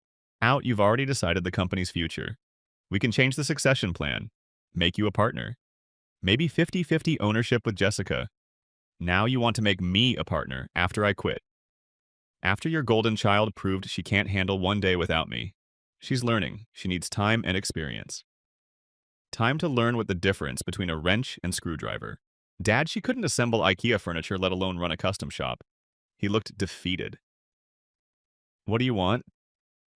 Name your terms. I don't want anything from you. I'm done with Thunder. That's when I delivered the knockout punch. Oh, and Dad, Web Performances, announcing their new custom fabrication division next week. Guess who's running it? The color drained from his face. He knew exactly what that meant for Thunder's business. Tyler, you can't do that. That's betrayal of everything we built together. No, Dad. Betrayal is what you did to me. This is just business. The next 6 weeks were pure entertainment from my perspective. I started at Web Custom Works and immediately felt like I could breathe again for the first time in years. Marcus had set me up with an incredible workspace, all new equipment, unlimited budget for specialized tools, and complete creative freedom to build the kind of projects I'd always dreamed of working on. Meanwhile, Thunder Automotive was collapsing faster than a house of cards in a hurricane. Carlos became my unofficial source of daily updates about the chaos, and every phone call was more entertaining than the last. Week 1 was a disaster of epic proportions. Dude, they've had to reschedule or cancel 12 appointments because Jessica tried to handle customer consultations on her own. She quoted a complete suspension rebuild as 4 hours of labor for hours. She literally thought a full suspension rebuild would take 4 hours. Week 2 got progressively worse. Remember that twin-turbo Mustang built for the pharmaceutical rep? Jessica told the customer it would add at least 300 horsepower, maybe 400, if we really dial it in. Now he wants performance guarantees in writing, and she's completely panicking because she has no idea what turbo setup can actually deliver on a stock engine. Week 3 brought the first major client loss. They lost the Morrison referral. You know, the guy who was going to have us build that custom Chevelle? Jessica showed up to the consultation wearing club clothes and spent the entire meeting taking selfies with his car and asking if she could post them on Instagram. He walked out halfway through and called Web Performance that afternoon. Week 4 was when the financial impact really started hitting home. Henderson came by screaming again. Jessica promised his Corvette would be done this week, but nobody's even started the bodywork yet. He's threatening to take the car somewhere else and demand a full refund for work that hasn't been completed. But the real fireworks started when Web Custom Works officially launched. Marcus and I had planned the announcement, perfectly timing it for maximum impact during the spring season, when people start thinking about their summer car projects. We put out a comprehensive press release highlighting my 8 years of experience and showcasing detailed photos of my previous custom builds, carefully avoiding any copyrighted Thunder material while making it obvious who had actually done the work. The response was immediate and overwhelming. Within 48 hours of our announcement, 6 of Thunder's biggest clients called to schedule consultations with Webcast and Works. These weren't small jobs. We're talking about 75,000 plus custom builds that would have been Thunder's primary revenue source for the next 8 months. Dad called me that Thursday evening, and I could hear the desperation in his voice from the moment he started talking. Tyler, this isn't right. You're actively trying to destroy everything we've built. I'm not trying to destroy anything, Dad. I'm just giving customers what they want. Quality work from someone who actually knows what he's doing. These were our clients first. We've had relationships with some of these people for years. Had relationships past tense. Because when Mr. Patterson called Thunder last week asking about his Chevelle project, Jessica told him you guys were too busy for small projects right now, so he called us instead. Funny how customer service works. The silence on his end was deafening. Tyler, we're family. This isn't how family treats each other. You're absolutely right, Dad. Family doesn't secretly plan to fire each other. Family doesn't exclude each other from major life decisions. Family doesn't take credit for each other's work while planning to throw each other away when it's convenient. 2 weeks later, Jessica had her first major catastrophe. She'd convinced some young guy with more money than automotive knowledge to let her project manage a complete LZ engine swap into his vintage Camaro. This should have been a straightforward job for someone with actual experience, but Jessica treated it like she was directing a movie. Instead of managing a complex mechanical project, she decided to live stream the entire build process on Instagram, providing running commentary about how easy engine swaps are and how she was totally in charge of every aspect of the project. The problem was that she kept giving the mechanics incorrect instructions, insisted they use the wrong parts because they looked cooler in the video, and generally turned what should have been a 3-day job into a 2-week nightmare of corrections and repairs. The final disaster came when she insisted they paint the engine bay bright pink because it would totally pop on social media and get us tons of viral attention. The customer completely lost his mind when he saw what they'd done to his classic car, threatened to sue for damages, and demanded a full refund, plus compensation for the decreased value of his vehicle. Dad had to eat $18,000 in labor and parts costs just to make the situation go away quietly. Carlos called me that evening, barely able to control his laughter. "Dude, she's officially banned from the shop floor now. Your dad literally told her she's not allowed to interact with customers or mechanics anymore. She's confined to social media posting only, and even that has to be approved before it goes live." But the hits just kept coming. 4 more major clients followed the Patterson-Chevelle to Web Custom Works. Thunder's revenue dropped by nearly 50% compared to the previous year, and they were losing customers weekly as word spread about their quality and reliability problems. The final nail in Thunder's coffin was coming, and Jessica was going to hammer it in herself. The ultimate destruction of Thunder Automotive came from the most unexpected source possible. Jessica's own desperate attempt to save the business she was about to inherit, as the company continued its death spiral over the following months. She became increasingly frantic about finding a solution that would restore their reputation and bring back the customers they'd lost. Dad was barely speaking to her at this point, spending most of his time locked in his office, making frantic phone calls to suppliers and former customers, trying to salvage whatever relationships he could. Mom was having what she called stress-induced health issues that required frequent doctor visits and prescription medication. The family was falling apart, and Jessica decided she was going to be the hero who saved everything. Her brilliant plan was to leverage what she saw as her greatest asset, her social media following. She'd managed to build up about 50,000 Instagram followers over the past few years, mostly young men who were more interested in her appearance than her automotive expertise. Jessica convinced herself that this made her a marketing genius who understood the modern marketplace better than anyone else in the family. She spent $25,000 of company money without consulting Dad or getting any kind of approval to hire a Los Angeles-based influencer marketing company that promised to revolutionize Thunder's brand presence and create viral content that would transform the business. These were exactly the kind of smooth-talking social media consultants who prey on desperate business owners who don't understand the difference between real marketing and expensive nonsense. The campaign they created was everything you'd expect from people who had never actually worked on a car in their lives. They rented exotic sports cars that Thunder had never worked on, hired Instagram models to pose in bikinis while holding tools they couldn't identify and produce. This incredibly cringeworthy video where Jessica pretended to rebuild an engine while wearing designer clothes and full makeup. The video was supposed to go viral and bring in a flood of new customers who would be attracted to Thunder's lifestyle brand approach to automotive customization.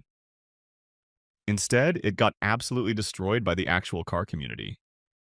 The comments section was a brutal massacre of criticism about everything wrong with modern car culture, with real enthusiasts calling Thunder a poser shop run by social media wannabes and questioning whether they could actually build anything more complex than the fake setups shown in the video.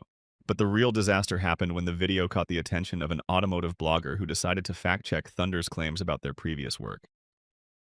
This guy was thorough and persistent, digging deep into the company's history and cross-referencing Jessica's social media posts with actual project documentation. He published a detailed investigation titled Thunder Automotives. Instagram. Princess takes credit for brother's work. That included side-by-side comparisons of Jessica's posts claiming credit for various builds versus documentation, proving that I had actually done all the design and fabrication work. The article went viral within the automotive community, getting shared across every major car forum, Facebook group, and YouTube channel. The piece was picked up by several automotive trade publications and even got mentioned on a few popular YouTube channels that focus on industry drama and controversies. Within a week, Thunder Automotive had gone from being a respected local shop to being a nationwide joke that represented everything wrong with social media culture, invading authentic automotive craftsmanship. The reputational damage was catastrophic and immediate. Existing customers started canceling their projects and demanding refunds. Suppliers began requiring cash payments up front instead of extending the net 30 terms that Thunder had enjoyed for years. Even basic customers started taking their oil changes and routine maintenance to other shops because they didn't want to be associated with the fake Instagram shop. 3 weeks after the video was published, Thunder Automotive was essentially bankrupt. They couldn't make payroll, couldn't pay suppliers, and had no customers willing to trust them with significant projects. Dad was forced to lay off 4 of the 6 mechanics, keeping only Carlos and one other guy to handle the handful of basic repair jobs they still had coming in. That's when Dad called me, and for the first time in our entire relationship, he wasn't angry or demanding or trying to manipulate the situation. He was begging Tyler, please, I need your help. Please, we're going to lose everything. I'm sorry to hear that, Dad, but I don't see how that's my problem anymore. You could come back. We could start over together. I'll give you full ownership of whatever's left. Jessica has agreed to step away completely. Step away to what another influencer marketing disaster. Dad, she just spent $25,000 to turn your business into a national laughingstock. That's not a mistake or a learning experience. That's complete incompetence. She knows she messed up. She's learned her lesson. Her lesson cost you the entire business. Why would I want to inherit a sinking ship with no customers, no reputation, and no money? The desperation in his voice was painful to hear.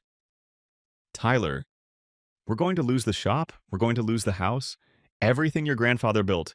Everything I've worked for my entire adult life, your mother. This stress is killing her. She's been crying every day for 2 months. That's really unfortunate, Dad. But you made your choices when you decided Jessica was more valuable than the son who actually built your business. I was wrong. I was completely wrong about everything. You were right about Jessica, right about the business, right about everything. I should have listened to you years ago. You should have included me in the succession planning from the beginning instead of secretly arranging to steal my life's work. I know I messed up. But we're still family. Can't we find a way to work this out? That weekend, Thunder Automotive officially closed permanently. Dad couldn't make the final payroll, couldn't pay the outstanding supplier invoices, and had no realistic prospect of generating enough revenue to continue operations. 35 years of business gone in less than 8 months. The final insult came when they had to auction off all the shop equipment to pay the most pressing debts. I went to the auction and bought back my old fabrication tools for about 20% of their actual value. The same tools I'd used to build Thunder's reputation were now mine legally and officially purchased from the wreckage of the business that had tried to discard me. Dad was there watching them auction off his life's work piece by piece. When he saw me buying the equipment, he completely broke down. Tyler, I'm so sorry. I'm sorry about everything. You were right about Jessica, right about the business, right about everything I should have done differently. She never understood what we actually do here, never cared about the craftsmanship or the relationships with customers. She just wanted the money and the status. Where is Jessica now, I asked. Gone. She moved to Los Angeles with some influencer boyfriend she met through that marketing company. She hasn't called or texted since the business closed. Left us with all the debt and all the problems she created. Mom came over with tears streaming down her face. Tyler, honey, please. Your father made terrible mistakes. But we're still family. We're losing our house. We don't have any retirement savings left. Can't we figure out some way to work together again? I looked at both of them. Broken, defeated, facing bankruptcy because they had chosen the wrong child to bet their future on. Part of me felt sorry for them, but a larger part of me remembered 8 years of being taken for granted. 8 years of sacrificing my own needs for their benefit. 8 years of building something I thought would be mine someday. You made your choice 8 years ago when you decided I wasn't worth including in succession planning discussions. You made it again when you decided to fire me after handing the business to Jessica. And you made it every single day when you praised Jessica for work I did while paying me half of what I was worth. We can start over, Dad pleaded. We can rebuild together. I've learned my lesson. No, we can't because I already rebuilt and I did it without you. I left them there at the auction and never looked back. Webb Custom Works is now the premier high-end automotive customization shop in our region. We're booked solid for the next 10 months. Have a waiting list of clients that stretches over a year for major projects, and just hired our 8th full-time fabricator. Marcus offered to sell me an additional 20% ownership stake in the company, and my annual earnings are now approaching $140,000 plus profit sharing. My parents lost their house and had to file for bankruptcy protection. Dad eventually found work at a chain oil change facility making $16 per hour, quite a step down from owning a successful business. Jessica's influencer dreams crashed when her boyfriend dumped her and her follower count tanked after the Thunder scandal became widely known. Last I heard, she was working at a restaurant and living with roommates in a cramped apartment. Story 4. I wish you'd never been born. Even your birth ruined my life. That's what my mom said right in front of the guests, right under the string lights and flowered arch where my sister had just said, I do? And my brother, he laughed loud enough for the entire table to turn. My name is Rachel, and from wherever you're watching this, remain with me. Have you ever realized in a single moment that your family never saw you as human? I refrained from crying. I didn't scream. I just set my champagne down, pushed back my chair, and walked out of the wedding like I was walking out of a fire. Computer-controlled but burning inside. They didn't call after me. Not my mom, not my sister, and her designer gown. Not even my dad who used to tuck me in after nightmares. No one cared. I walked straight down the gravel driveway in heels, my satin dress catching on thorns, my breath shaking. And when I reached the gate, I turned around just once and I promised myself they will never see me crawl again. That night, while they danced and toasted to the perfect daughter, I packed up my life. I erased myself from family group chats, deleted photos, blocked numbers. The silence felt better than the noise ever did. And then at 3:17 a.m., my phone buzzed. It was an unknown number. I almost didn't answer. But something in me said, pick up. A trembling voice whispered, Rachel, please tell me this isn't true. Did you really? I didn't let her finish. I said 4 words. Look at the homepage. I hung up after that. And in that instant, halfway between anger and heartache, I grinned, since nothing could stop what I had started now that it was in motion. The world would find out who the true failure was tomorrow, as well as my mom. Never again would she smirk. I was merely a mistake to her. However, I was going to make headlines for the rest of the world. You don't learn to plot retaliation. Growing up, you pray that your mother will love you as much as she loves your siblings. I hope you stay quiet and clean the house if you receive straight A's. She will no longer regard you as a discoloration. She is unable to wash out. Denise, my mother, loved looks. Her entire world was carefully planned, like her picture-perfect living room on Pinterest where nobody could sit, or the breathless fake laugh she made at church. In private, however, I was the family's letdown. She never forgives herself for the accident. At 19, I became pregnant. By themselves, horrified. She was being wild while working double shifts at a diner and telling everyone who would listen that I was off somewhere. She threw my brother Chris a welcome home barbecue after he was released from probation after he was found guilty of DUI at the age of 22. I didn't break, though. I created my own life. I gave my daughter Lily a loving upbringing. I earned a degree in data analytics, took night classes, and got a job at a Fortune 500 company. However, I remained the girl who destroyed her life in their eyes. The wedding wasn't the last straw. It happened a week prior to the ceremony. My business was being bought out. I had been working on a project in secret for 3 years, so I was the only one not in a panic. An AI-powered tool for real-time financial fraud detection. The board offered me $2.4 million to stay on and develop it solely under their brand after my manager presented it to them. I had kept it a secret. Not even Lily. Until the ink dried, I wanted to keep it to myself. However, I then made a mistake. I told the bride, the golden girl, my sister Jenna. I reasoned that she might notice me if I shared something genuine. She vowed not to speak a word. She expressed her pride in me, gave me the same hug she gave me as a child. I heard my mother laughing on the phone 2 days later. Rachel is absurd. She believes she created a $1 million invention. Even balancing a checkbook is beyond her capabilities. I realized then that the wedding had never been about love. I was the target of a joke on a stage. They were unaware, however, that I had already prepared my departure. And he set it all off when my mother made fun of me in front of those string lights. They believe I left in silence. They don't know. I carried the detonator as I left. When I got home that evening, I didn't cry. I opened my laptop, poured a glass of wine, and removed my heels, which were still resonating with laughter. I wasn't broken despite their belief that I was. I was honing my skills. 2 years ago, I started a digital trail. Every petty slight, every whisper about me in emails I wasn't meant to see. Every time my mother rerouted money from Grandma's trust into Chris's failed businesses, I backed it all up.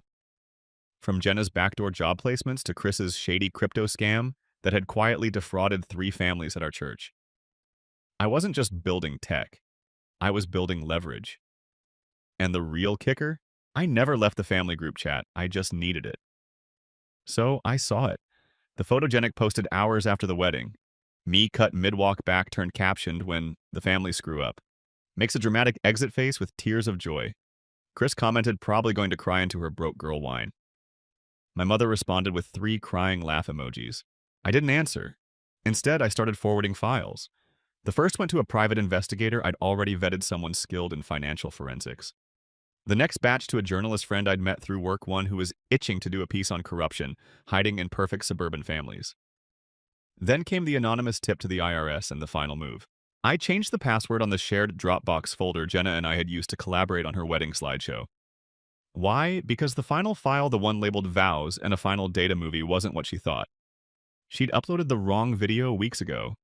A screen recording a call between her and Chris, where they joked about screwing me over, where Jenna said, let her drown in her spreadsheets. She'll always be trash with a pretty resume where Chris called Lily my daughter. The oops baby with bad hair. I kept that file quietly until the moment was right. And oh, that moment was coming, because 2 days later, Jenna sent a mass text. Hey fam, wedding rewatch party at our place this Saturday, 2 hearts. My fingers shook with something dangerous, not fear. Purpose. I RSVP, yes. Then I sent the file to the AV guy she'd hired, the one whose sister I'd mentored last year, and I told him, play this first. Let them gather, let them sip champagne, let them lean in close. Because the truth was about to hit like a wrecking ball through their glass house. Saturday came cloaked in sunshine and smugness. Jenny's condo was packed. Lace garlands still dangled from door frames. The words "Forever Starts Now" shimmered in gold above a rented projector screen. Everyone had their phones out, drinks in hand, faces full of post-wedding glow. They hadn't seen me yet. I stood in the back by the patio doors wearing black. Jenna's squealed arms wrapped around Mom, who wore the same pearls that she used to say was for her real daughter's big day. Chris was pouring mimosas, laughing loud like someone who'd never been afraid of karma. I tapped the heavy guy on the shoulder and handed him the flash drive. He blinked once, then nodded. He didn't need reminding. He remembered how I helped his sister get her first coding internship when no one else believed in her. He remembered the long nights I stayed on Zoom teaching her Java. Now it was showtime. The lights dimmed. People clapped. Jenna clinked a glass and giggled. Okay, y'all, get ready to cry again. Best day of my life. Incoming. They expected slower mo walks and teary vows. Instead, the audio hit like a gunshot. Jenna's voice crystal clear. Let her drown in her spreadsheets. She'll always be trash with a pretty resume. Gasps, real sharp ones. Chris's laugh followed, oily and cruel, and her kid, that oops baby with the messed up curls. Poor thing's gonna look like her loser mom. Dead silence. Someone dropped their drink. I didn't blink. The video kept rolling, the two of them sitting side by side, mockingly mocking Lily. Chris calling Mom a pro at playing victim, and Jenna giggling. She'll guilt-trip me into giving up that trust money eventually. Just wait. I watched my mother's face crumble. Her glass slipped from her hand, shattered. Jenna shrieked, lunged for the projector. Too late. The damage was done. Like poison sprayed on roses. No taking it back. The room turned. Uncles, aunts, family, friends. The same ones who'd clapped when Mom made her speech at the wedding, now stared in horror. Me, I stepped into the light. It was only then that they saw me standing tall with a steely spine and a betrayed heart. When I said that my voice remained steady, I learned how to keep quiet from you, however I unlearned it. Jenna's face turned completely white. Chris stumbled over the word context. Just as her phone rang, Mom opened her mouth and shut it. The whole room leaned in as she looked down, froze, and then whispered the words, "This isn't possible." However, it was. And that was just the beginning. She let the phone drop. Like a warning bell, it clattered against the marble floor. I remained motionless. I didn't have to. The damage was doing the talking. As the video came to an end, the voice on the other end continued to reverberate from the screen before fading into silence. It was so quiet that you could hear footsteps 2 rooms away clicking on the kitchen tiles. Once more, Mom's shaking fingers grasped for the phone.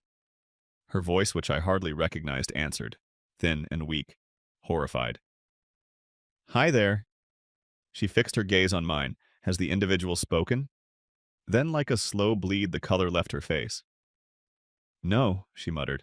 No. She refused. I took a small step forward to ensure that everyone could see me. Jenna was the first to stagger over to me. How on earth did you do that? Mimi as calm as ever. I cocked my head. I simply hit the play button. Chris made an effort to enlarge his chest. We were hacked. Chris, you're careful. I said, perhaps you should take a seat before your knees buckle. I am fully aware of the number of texts you sent Jenna while having an affair with your boss's wife. Chris's boss and his wife were present, so there was a gasp from a significant other. Mom had invited everyone, it turned out. Slowly I turned to face her. That call, didn't it come from Harold Gaines? She moved her lips but did not make a sound. I grinned. I suppose that what you said about his wife and your intention to deprive me of the trust my father left me did not sit well with Harold. Jenna spoke in a wild, high voice. What's the point of involving him at all since you involve my daughter in this? Sharp as glass, I said. To make yourself feel taller, you made fun of a young girl. I surveyed the space. You all chuckled. I cleaned up the family messes while you were all watching. Make the cakes, pay for Mom's medications, and drive her to her appointments. I became disposable the instant Jenna had her moment. There was a murmur from the rear. Hold on, what, have faith. At that point, Mom lost it. As if her bones were giving out, she collapsed into a chair. Because the questions were starting to come now, not for me, for her.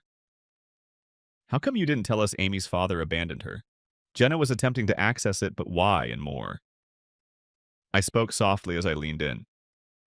Mom, don't worry. I retained the original. The one you didn't want anyone to see, that is. The waiter who had previously brought me the note returned to the room with an envelope in his hand, as her mouth opened in horror. Mom whimpered. Jenna lunged once more. It's too late. Our father's sister, Aunt Carla, received the envelope from the waiter. Carla pulled it open. She looked over the paper. Then she said, "Oh my God," looking up. Aunt Carla's voice cracked as she read the will aloud to my daughter Emily and Grace.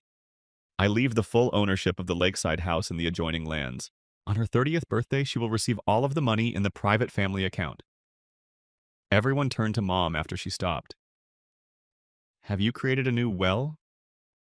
Carla's voice trembled as she asked, Did you mention that there wasn't one to the others? Mom said nothing. He didn't have to because her silence was louder than any scream. The room erupted. You lied to us, Uncle Gary shouted. You let Jenna plan to sell the house. That land was always meant to stay in the family. Jenna's lips curled. Oh, please. Nobody cared about that dump until now. And Emmy was never supposed to get anything. My hands clenched.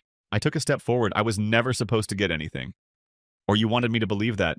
Jenna scoffed, but her eyes started around like a cornered fox. You're such a victim, Emmy. You always were funny. I said that's what you said in the video right before you called Mom a useful tool for manipulating me. Gasps again. Mom shot to her feet. You recorded that I didn't have to. I said your own security camera did. The one by the guest house. Jenna spun to her fiancé. You're not really believing any of this? Are you? He didn't answer. He was staring at the screen, jaw tight. Eyes glazed because the next clip had just started playing. Jenna standing in Mom's kitchen saying the words, Don't worry, she's dumb. We'll guilt her into signing it all over like always. She just wants to feel loved. That's her weakness. And in the background, Mom's voice crystal clear. You're right. She always folds when she thinks I care. Quiet, thick cutting, absolutely. I looked out into the throng. You have spent your entire life protecting these individuals, those who made you smile during dinner. When Dad passed away, who shed fake tears. Carla then turned away. She appeared queasy. Is there another person present? Perhaps a cousin whispered. It was she who supported him while he was in the hospital. Not Jenna, not Chris. Mom sprang at the screen, attempting to turn it off. It's too late. Everyone had had enough. Her image was ghoulish, distorted in the middle, and froze. I gazed at the space. Now everyone is watching me. You buried me under your cruelty for years, I said. Break down. Peace is what I came for. My voice cracked a little. However, poison does not breed peace. After that, I ignored them all. I didn't leave all at once. I walked steadily.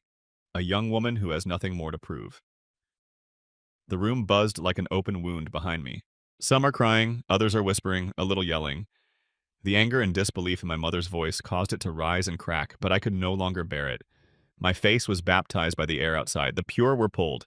I was able to breathe once more. Before I could even reach my car, I was being chased. Hold on, Emmy. Who is it, Carla? The sound of her heels hitting the driveway was loud. She was already extending her arms when I turned. I had no idea. I promise you, I think you're real, I said quietly. She let out a breath as if she had been submerged. You did more than simply reveal their identities. I was reminded of your identity by you. She then gave me a tiny black folder containing an original copy of The Well which it seemed Mom had lost. After your father passed away, I discovered this. It was out of date, she said. I apologize. I took her word for it. I tightened my throat and blinked hard. Why now, I inquired. Since you become complicit when you remain silent, I will no longer be complicit. That's how we stood for a while. After being played by the same queen on the same board, two women ultimately made the decision to switch roles. I gave her a hug because she needed consolation, not because I did. Then, though I didn't go home, I got into my car and drove. Only one stop remained. When I pulled up, I saw the old hospital where Dad had spent his last days. I was remembered by the front desk nurse, said. She gave him a little envelope. She said I was instructed to give you this. The day before he died, your dad gave it to us. I opened it, my hands trembling. It contained a brief note written in Dad's distinctive handwriting. I've always thought of you as my favorite symphony. Beautiful, loud, and hard to ignore. The signed deed to the house was folded underneath it. Observed, notarized. He had never wished for me to struggle for it. I had already received it from him. He simply knew that without a war, they would never give it to me. I smiled for the first time in a very long time as I pressed the paper to my chest. My retaliation wasn't finished yet, though. The morning would bring that. I arrived at the county records office by sunrise, 10 minutes following the opening. The reception desk woman? Bless her heart, Janine slid the ownership documents across the counter and stamped all the last page.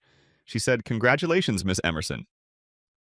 Officially, the property belongs to you, not to us or the families." My own. I had parked directly in front of the house by 11 a.m. At one point, I was told that I was not welcome in the same home. According to my mother, I was not authorized to enter the house where my name was. Whispered like a curse in the corridors that I assisted in repainting. I didn't use a key this time. Weeks ago, I changed the locks. Rather, I waited while ringing the doorbell. Mom still held the phone as she answered. Mascara emerged from the public unraveling last night. Behind her eyes, bloodshot and hungover, my brother smelled of stale shame and stale whiskey. Lifting her chin like a queen who feared the peasants would bow, she said, "I assume you're here to apologize." I gave her an envelope. "What is this? A notice of eviction?" With a steady voice, I answered, 60 days. I'm being giving. Her face broke. "I own this house." "No," I interrupted. "Dad owned it. It's mine now." I demonstrated the act to her. Signed, stamped legal, and I'm not interested in cohabiting with people who'd sell my soul just to hear applause. She stumbled backward like I'd struck her. "You're doing this to punish us?" "No," I said, stepping into the doorway light behind me like the scene from every redemption movie you've ever watched. "I'm doing it so I can finally live in peace, and so you can finally sit with everything you tried to bury." My brother tried to speak, but I silenced him with a look. "I don't need revenge," I whispered. "I became everything you said I'd never be. That's justice enough." Then I walked away. I refrained from crying. I didn't turn around. Some people wait a lifetime for someone to come save them. But I learned something they never did.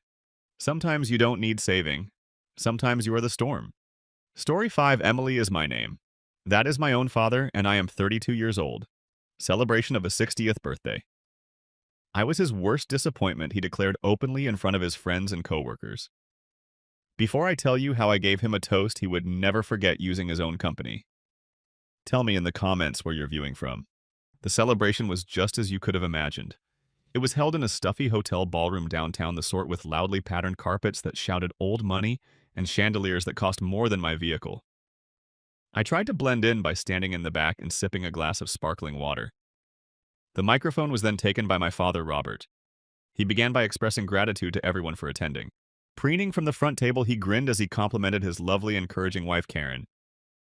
"I must thank my kid, my successor, Ethan, for placing his hand on my stepbrother's shoulder. I'm proud of him every single day." The room gave a courteous applause. He hesitated just as he was about to finish. After looking over the throng, his gaze briefly fell on me. His voice abruptly became flat as he said, "And of course, Emily is also present. For this, she traveled all the way from Portland." Was that it, number my daughter? No boastful remarks. It was really an afterthought. A social trivia question? The ensuing stillness was more oppressive than any slur he could have yelled. It was a dismissal in public. In front of everyone who was important to him, he hadn't just forgotten about me. I was eliminated by him. And at that very time, something within me, something that has spent years being worn down and depleted, snapped at last. I wasn't merely granted permission to carry out my planned action by that brief speech. I was compelled to learn why that one small statement struck me so strongly. You must realize that this was nothing new. He had been erecting a wall between us for 20 years, and this was simply the last brick. When I was 18, it was the worst. Before she died, my mother had saved money for my college education. That was the only way I could get into a decent school, my one chance to have a life that was different from hers. I checked the amount on my bank account one day. My heart stopped beating. 73.24 was the balance. $20,000 gone. I was trembling with a mixture of anger and dread when I faced him. He was unable to meet my gaze. It was for remodeling the kitchen, he had muttered, pointing hazily at Karen's new granite worktops. It's only a loan. We are related. I'll reimburse you. He didn't. I ended up working 2 jobs at a state school. Ethan attended an Ivy League university on Robert's money, but he was drowning in student loans. I realized I was alone at that point. As a result, I constructed my life piece by painful piece. In Portland, far away. From my small apartment, I founded Vantage Holdings, a small tech investment company. Coffee and a desperate desire to show him that I wasn't the letdown he perceived drove me to put in 80-hour work weeks. Which brings me back to the party. As Robert's words hung in the air, my phone buzzed in my pocket. It was a text from my Aunt Linda, my mom's sister, the one person who always had my back. I took it open. It read, "Remember why you're there. You needed to confirm it with your own eyes. Don't act unless you're sure. Did you find out more about that sterling deal that Linda was the one who had first tipped me off a few months ago? My firm Vantage had made a strategic investment in a mid-sized manufacturing company, Sterling Manufacturing. It was a good deal. Solid numbers. I didn't think much of it until Linda called me. You'll never guess who Sterling's biggest client is. She'd said, your father's company. Suddenly, it all clicked into place.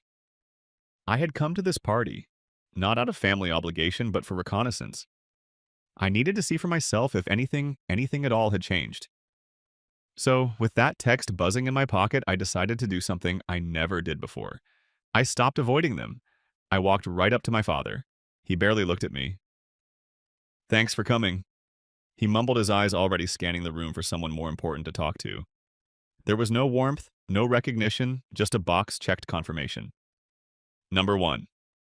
Next, Karen slithered over a champagne flute in her hand. Oh, Emily, darling, she could, her voice dripping with fake sweetness, trying to mingle. It must be so hard when you don't have much in common with Robert's world. She looked me up and down, a tiny, smug smile playing on her lips. Confirmation number 2. Then came Ethan. He just gave me that look. You know, the one that's half petty. Half? I'm so glad I'm not. You. He talked about his new promotion, the bonus he was getting. He didn't even ask what I did.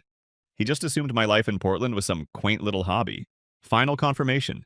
Every fake smile, every veiled insult, it was just another nail in the coffin of the daughter I used to be. The plan was a go.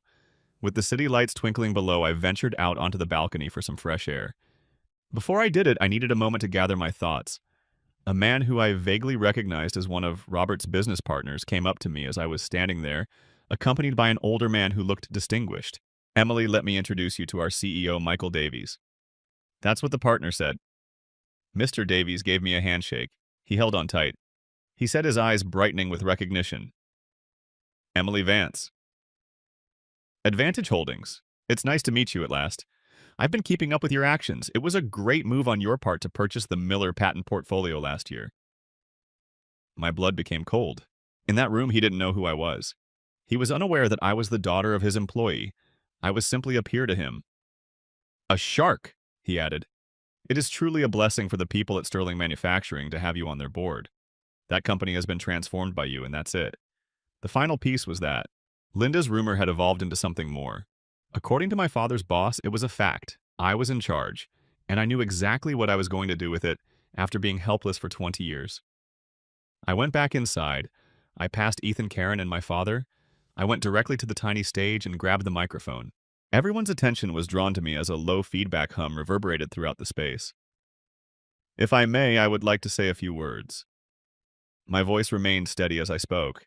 It was clear and serene. I turned to face my dad. My father was correct when he discussed his legacy in his speech. The most important lesson I've ever learned was from him. He taught me that every decision you make in life and in business has an impact. I gave that some thought. With a perplexed and irritated expression on her face, I could see Karen whispering to Robert. Years ago, I made the decision to move out and start my own business. I decided to start Vantage Holdings, an investment company. Due to a recent decision, my company acquired a majority stake and a board seat in Sterling Manufacturing. I stopped and looked around the front table. I witnessed my father's eyes slightly widen as the name registered on his face. And the decision I made today. After confirming that some things never change, I went on my voice a little lower and it got harder. I was leading the board vote early on Monday morning to not renew the primary supply contract with my father's company, which is, as I'm sure you know, Data, the only thing keeping your division profitable. There was complete silence in that room. I could hear the ice in someone's glass shifting because it was so quiet. Karen appeared to have cracked her painted smile. Ethan appeared to have been struck. My father's face had lost all of its color. He appeared to have seen a ghost. I want to raise a toast then. I raised my water and said that. Glass to decisions and their effects. I turned to leave after taking a sip and setting the microphone back on its stand. The whole room froze. I arrived at the ballroom's opulent double doors. My arm was grabbed. Robert was the one. His expression was one of panic and rage. You're telling lies. His voice was low and poisonous as he hissed. You're trying to ruin me. You're doing this because you've always been jealous of Ethan. I looked at his hand on my arm, then back up at his face. The fear, the desperation. I felt nothing. No pain, no anger, just a quiet emptiness. I looked him dead in the eye. This isn't personal, I said, and my voice was colder than I'd ever heard it. It's just business. A lesson I learned from you. I pulled my arm free, turned my back on him, and walked out the door. The sound of it clicking shut behind me was the most satisfying sound I had ever heard. The first thing I did when I got to my car wasn't cry. I didn't scream. I pulled out my phone, the sleek little device that I had paid for with my own hard work. I opened my contacts. I found his name. Robert. I tapped it and I pressed block this color. Then I found Karen block. Then Ethan block. It was done. The connection was finally permanently severed. Fast forward 3 months, I'm in my office, my real office. Not the corner of my apartment. It's on the 30th floor with floor-to-ceiling windows overlooking the entire city of Portland, the city that became my home when my old one threw me away. It's quiet here, peaceful. The constant buzzing anxiety that lived under my skin for 2 decades is just gone. Last week I had coffee with Linda. She told me she'd heard whispers that Robert's company was struggling, that he was being forced into early retirement, that Karen was telling everyone I was a vindictive monster. I just took a sip of my latte. Good, was all I said, and I meant it. I used to think the goal was to get a seat at their table to finally earn their approval. I spent years waiting for an invitation that was never going to come. Now I understand. The goal was never to get a seat at their table. The goal was to build my own damn table and then decide who gets to sit there. And as I stand here now looking at my reflection in the glass with the city skyline that I helped build behind me, I realize I'm finally home. I sincerely appreciate you hearing my tale. I'm really curious. Have you ever had to make a really difficult choice to stand up for yourself, either in your family or at work? Let me know your story in the comments below. I promise I'll read them. And if this story resonated with you, please hit that like button and subscribe for more stories. It really helps the channel out. Thanks for watching. Story 5. Hello, my name is Aurelia. I quietly believed that love required sacrifice, so for years I paid every bill, every medical bill, and every holiday dinner. However, one afternoon when my husband and son and I got home, our belongings were thrown out like trash on the porch. We voted, they said. You're gone. The same family that I carried, fed, and clothed erased me as if I had never existed. However, they were unaware that I kept all of my receipts, transfers, and lies. Tell me what time it is where you are in the comments section before we start. Have you ever experienced feelings of alienation within your own family? I read each one. By the time I parked along the curb, the house was already buzzing. From the pavement, warm light was streaming in from the windows of the dining room, silhouettes shifting in and out. I paused, in the back seat, fingers resting on the door handle. Milo's head tilted against his booster. He had fallen asleep during the drive, one hand still clutching the little Lego man he brought everywhere. I didn't want to wake him. I also didn't want to walk in without him. I shook his shoulder gently. Hey, bud. We're here. He blinked, rubbing his eyes. Are they making cake? I smiled, even though I already knew the answer was probably no. Maybe. We stepped onto the porch together. I balanced the casserole dish in one hand, adjusted the strap on my bag with the other. My husband Dorian had offered to come, but I told him to rest. He'd been working double shifts all week. I figured naively that bringing Milo might soften the edges. Marlena, my mother, opened the door before we knocked. Aurelia, she said, voice just polite enough. You're a few minutes late. I brought the garlic casserole you like, I replied. She didn't acknowledge the dish. Her eyes dropped to Milo, then flicked past us toward the street. She's off at the entry.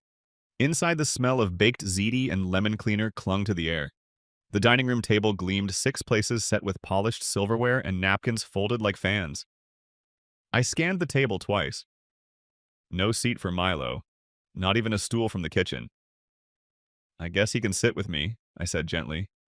I placed my casserole down and pulled my chair back, lifting Milo into my lap. He's older. My elder sister glanced up from her phone. You're going to let him eat off your plate. That's charming. I'll make it work. Dinner began the way all our dinners did. Stiff grins, clinks of silverware, conversation about safe stuff, weather church festivities, the price of eggs. I sipped water and tried to keep my breathing normal. Milo went for noodles with his small fork, knocking over a breadstick. No one provided a napkin. Midway through the lunch, Isolde stood. She carried a cream envelope. Mom, here's a little something from my bonus. I figured you would find it useful. With shining eyes, Melina seized it with both hands. You're quite considerate. It has always been. I chewed more slowly. I sent Mom $100 to $500 via the bank app just 2 days ago. She had phoned in tears over her escalating utility bill and auto repairs. She hadn't expressed gratitude. They either didn't see it or claimed not to, even though my name was clearly visible on the transfer receipt. I remained silent. The discussion veered off topic. Pointing to the dish, Melina said, Aurelia, is this yours? I gave a nod. Pasta still doesn't boil for her. She exclaimed, bless her heart, loud enough for everyone at the table to hear. It's old and it laughed too quickly. My dad even laughed. Milo raised his head, furrowed brows. However, I enjoy it. I put a hand on his shoulder. It's all right, sweetie. Next time I'll make a greater effort. I said, slow and acidic steady, the smile affixed like a badge inside something unspooled. My sister sent a message to someone later when we were having dessert. As she scrolled by me and headed into the kitchen, I managed to catch a peek of it. For a moment, the screen sprang to life. That night, after I had put Milo to bed at home and used robotic hands to wash the dishes, she was still making an effort. The kitchen table was where I sat. I had used freelance work and stretched paychecks to purchase the identical table for our apartment. I gazed at the casserole remaining in its Tupperware container, still in good condition, unaltered. I finally got it that night when I looked at my son's empty plate. I wasn't just ignored. They eliminated me. That night, I didn't get much sleep. Every time I closed my eyes, I imagined Milo without a plate sitting on my lap. I witnessed the smug little jab Isolde sent while posing as private, as well as my son's expression when he recognized that I was being laughed at. The sky was clear, and there was a little wind on Saturday afternoon. What do Ohioans prefer to refer to as a perfect spring day? Just to get out of the house, Dorian had suggested a last-minute weekend trip, he added. I concurred, mostly to provide Milo with something new, even if it was only a modestly priced Airbnb outside of town with a playground close by. Milo held a rumpled sketch he had done that morning and hummed to himself while sitting in the back car on the way back. He smiled and said, I'm going to show Grandma. She will adore the hues. Through the rearview mirror, I gave him a smile. Baby, she'll enjoy it. You put forth a lot of effort. Across the console, Dorian grabbed for my hand and gave it a single punctuation-like squeeze. On the drive, he spoke very little. After such family gatherings, he seldom did. We turned onto my parents' street, and I believe the quiet was his coping mechanism. I felt my stomach churn as I looked up from my phone. Our belongings were arranged in a row on the porch with plastic trash bags drooping at the corners, a box containing my old laptop and its chargers, Milo's toy basket partially open, and a plush dinosaur sticking out as if it were trying to get away. Milo narrowed his eyes. Is that our stuff, Mom? I didn't respond. I parked carefully and got out with heavy, tight legs. With my pulse pounding, I approached the porch and knocked twice. His face was visible through the little opening as the door creaked open an inch. Her face was unreadable, nor warm, nor furious, but determined. Calmly as though reading from a script, she continued, "It's time you stood alone, Aurelia. We discussed this." "We didn't." Blinking behind her, I said, Isolde showed up. Her arms were folded over her chest. "You've spent too much time here. It isn't intimate. We cast our votes." My voice broke. "What are you most agreed that the time had come?" She went on, "We must set priorities. Stability. Stability." Once I chuckled. "Empty. You're referring to your comfort." "Close the door a bit more, Melina. Don't make this more difficult, please." Then it made sense. It buzzed on my phone. I took it out. Trembling hands. My cousin sent me a message. Attached is a screenshot. A group chat with family I had never entered. We're all in agreement. "She must leave. Don't take too long. She's tired of waiting. She isn't even doing her share of the work. It's depressing." Next, Isolde. "I'll take care of it. Be normal around her."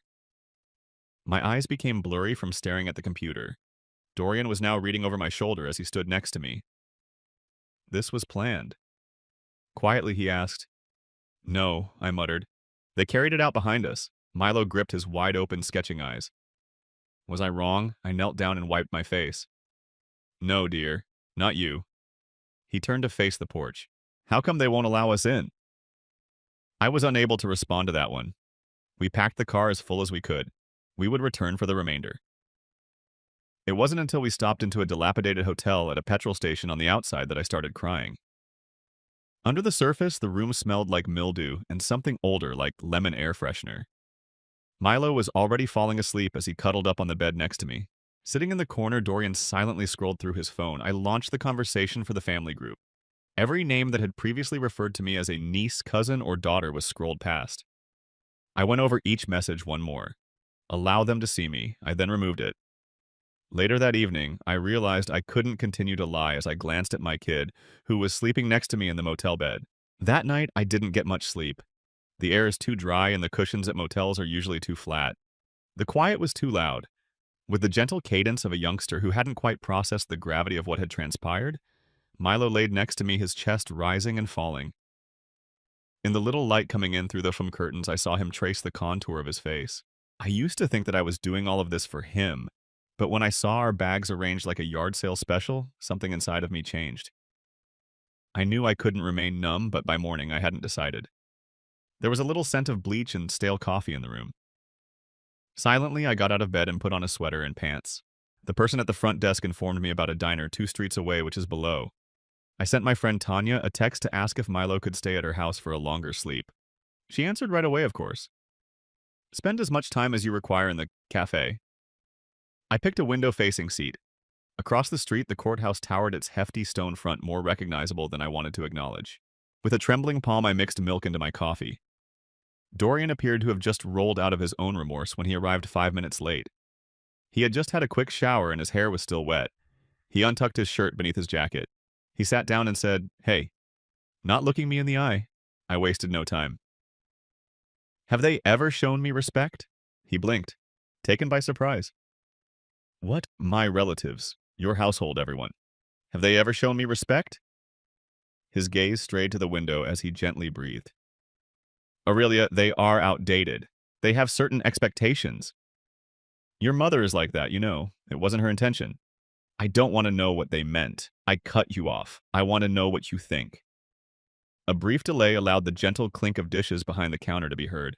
"I just don't think it's worth hanging on to let it go, babe," he replied after taking a drink of his coffee. As if it were an unjustified resentment let it go. Similar to the years I raised my own children while watching other people's children. I was preparing meals for a table that would only ever roll their noses at it. It didn't mean anything to wire money behind closed doors while someone else took the bow. Quieter this time, I tried again. "Are you even able to hear yourself? I was removed from the chat room of my own family. Like decaying fruit, they voted me out." He placed his hand on mine after reaching across the table.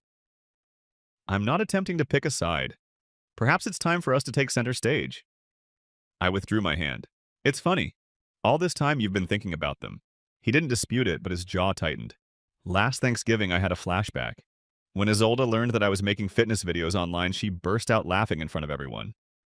Whoa, what a surprise. Currently a content producer.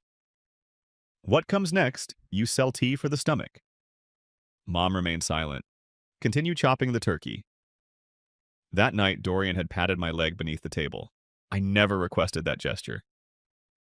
Therefore, it's a silent apology, pointless. On a cracked foundation of Band-Aid, I got to my feet. He blinked. Where are you heading to stop pleading with others to pick me? I reached for my coat. The chilly air outside pricked my cheeks, but I didn't mind. I walked slowly across the street and paused at the courthouse steps. I didn't enter. I wasn't prepared. Not quite yet.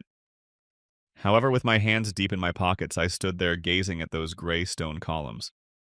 I had been waiting for a letter, a text, or a crumb of recognition for years. However, as I stood there with the wind pulling at my coat, I came to a simple yet terrible realization. I wasn't anticipating their arrival. I was anticipating my arrival. I'm waiting to be allowed to stop describing. Don't get smaller. Don't settle for anything less than the absolute minimum. I walked back toward the motel after turning around. It buzzed on my phone. I didn't look at it. Not quite yet. I was previously aware of the type of message it would include. The previous night, I slept very little. I had read the message 100 times. My name spelled incorrectly beneath an award I was unaware was being granted. The error wasn't what hurt. The reality was underneath it. It wasn't only erasing me, they were replacing me, by name. Action via action. A few of days went by, I stayed occupied largely for Milo.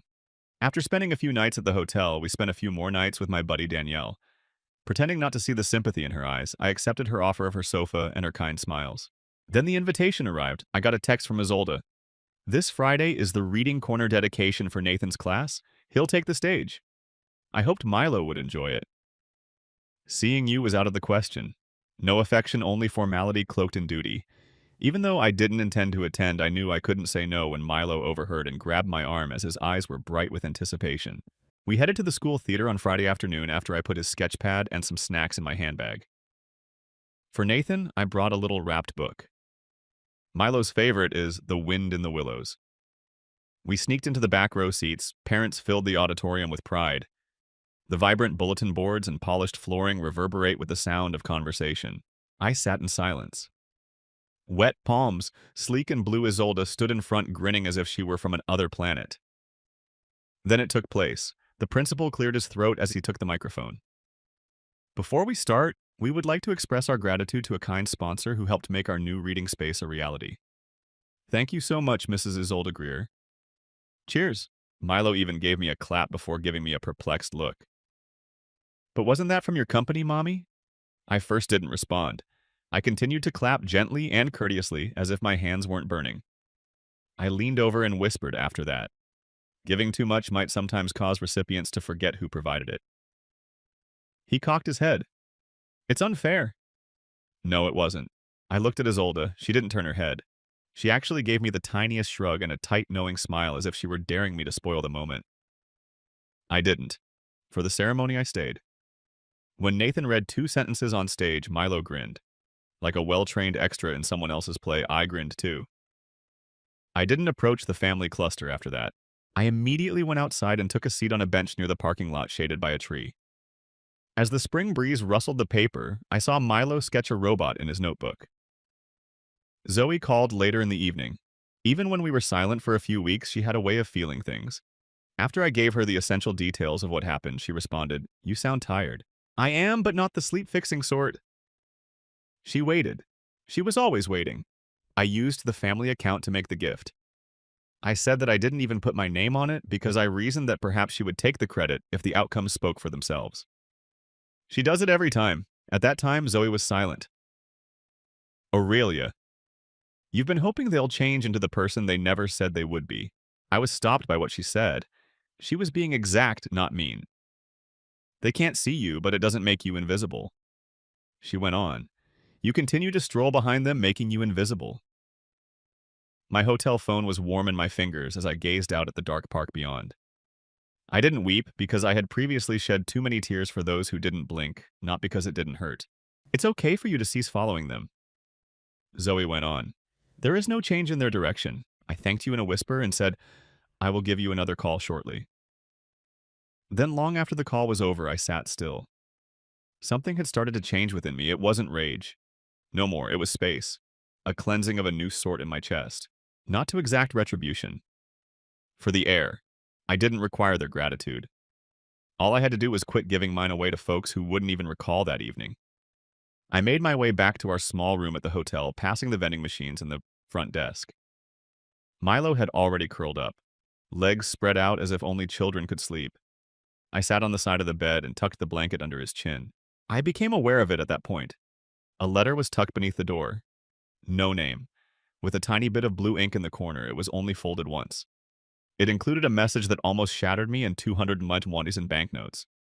Milo was still curled up on the scratchy comforter when the morning sun peeked through the old hotel curtain, creating a faint stripe. I listened to the crinkle of paper beneath the door, but I was cautious not to disturb him. Still barefoot, I padded over and knelt down to get it. A simple white envelope. No address for return. There is no name within. There were 2 clean $20 notes and a handwritten message. Anywhere I'd know. I hope this aids in your recovery. No animosity. No animosity. My chest constricted. In February alone, I had sent her 5 times that amount. For shortages and utilities, medicine is not covered. Additionally, rent groceries beforehand. School is back in session. Buying a backpack for a niece that I chose myself. I gazed at the banknotes in my hand as if they were about to pierce my flesh. The money wasn't the insult. It was in its insignificance. It was hardly a message of charity. It was a dismissal. I had already folded the envelope again and slipped it into the drawer under the Gideon Bible before Dorian woke up. Not everything was worthy of being maintained in plain sight. Dorian proposed that we have supper at Jenna's that night. Despite continually playing both sides, my cousin insisted on remaining impartial. It might help you reconnect, he added. Don't give up, show them. I was too exhausted to remind him that I was the one who had never left. But I did say yes, not for me, for Milo. He clutched a coloring piece he had created for his cousin Lila and was wearing a blouse with small dinosaur patterns on it. When we arrive, may I present it to her? From the rear seat, he inquired. Naturally. My dear. As I brushed a crumb off my pants, I spoke. I made 3 changes before deciding on a simple yet clean look. The regular throng was at Jenna's house when we got there. They were overdressed for a weeknight, the wine was already flowing, and there was someone in the kitchen laughing too loudly. As we entered, Dorian squeezed my hand a little, but then I noticed how exquisitely the table was arranged. Each location has a place card. The name of Leela. Jenna hadn't RSVP'd, but Marlon, her fiancé, was. However, no. Aurelia, no Dorian, and no high chair for Milo, of course. We were hovering when someone, possibly Jenna's husband, offered. There is a bar stool in the kitchen if that's all right, but we didn't know you were coming. I answered, no worries at all, and nodded and even grinned. We took the bar stool, but my throat was dry. Only one. Dorian was standing behind me. With a gentle patience that made me hurt, Milo sat on my lap and nibbled at my plate. Layla graciously thanked Milo, opened his drawing, and returned her attention to her iPad. Someone murmured, so lucky to have Isolde, as the salad was passed around and the wine was poured. When you need her, she's always there. And I tasted blood after biting the inside of my cheek. It wasn't anger. Something gentler, I thought. Sadder. Like melting. I murmured to no one if you've ever felt like background music at someone else's party. That seat meant something to you. I sat in the restroom at the motel, knees pulled to my chest, the fan running. Leaning against the doorframe was Dorian. Are you all right? He inquired. Crossed arms. My gaze was fixed on the tile. They could be correct. Perhaps I was only a stand-in. He let out a sigh. You worry too much. The problem was that I was concerned about maintaining harmony, being kind and showing up even when people didn't ask. Alternatively, when they hoped I wouldn't. I got up, brushed my legs, and turned to face the mirror.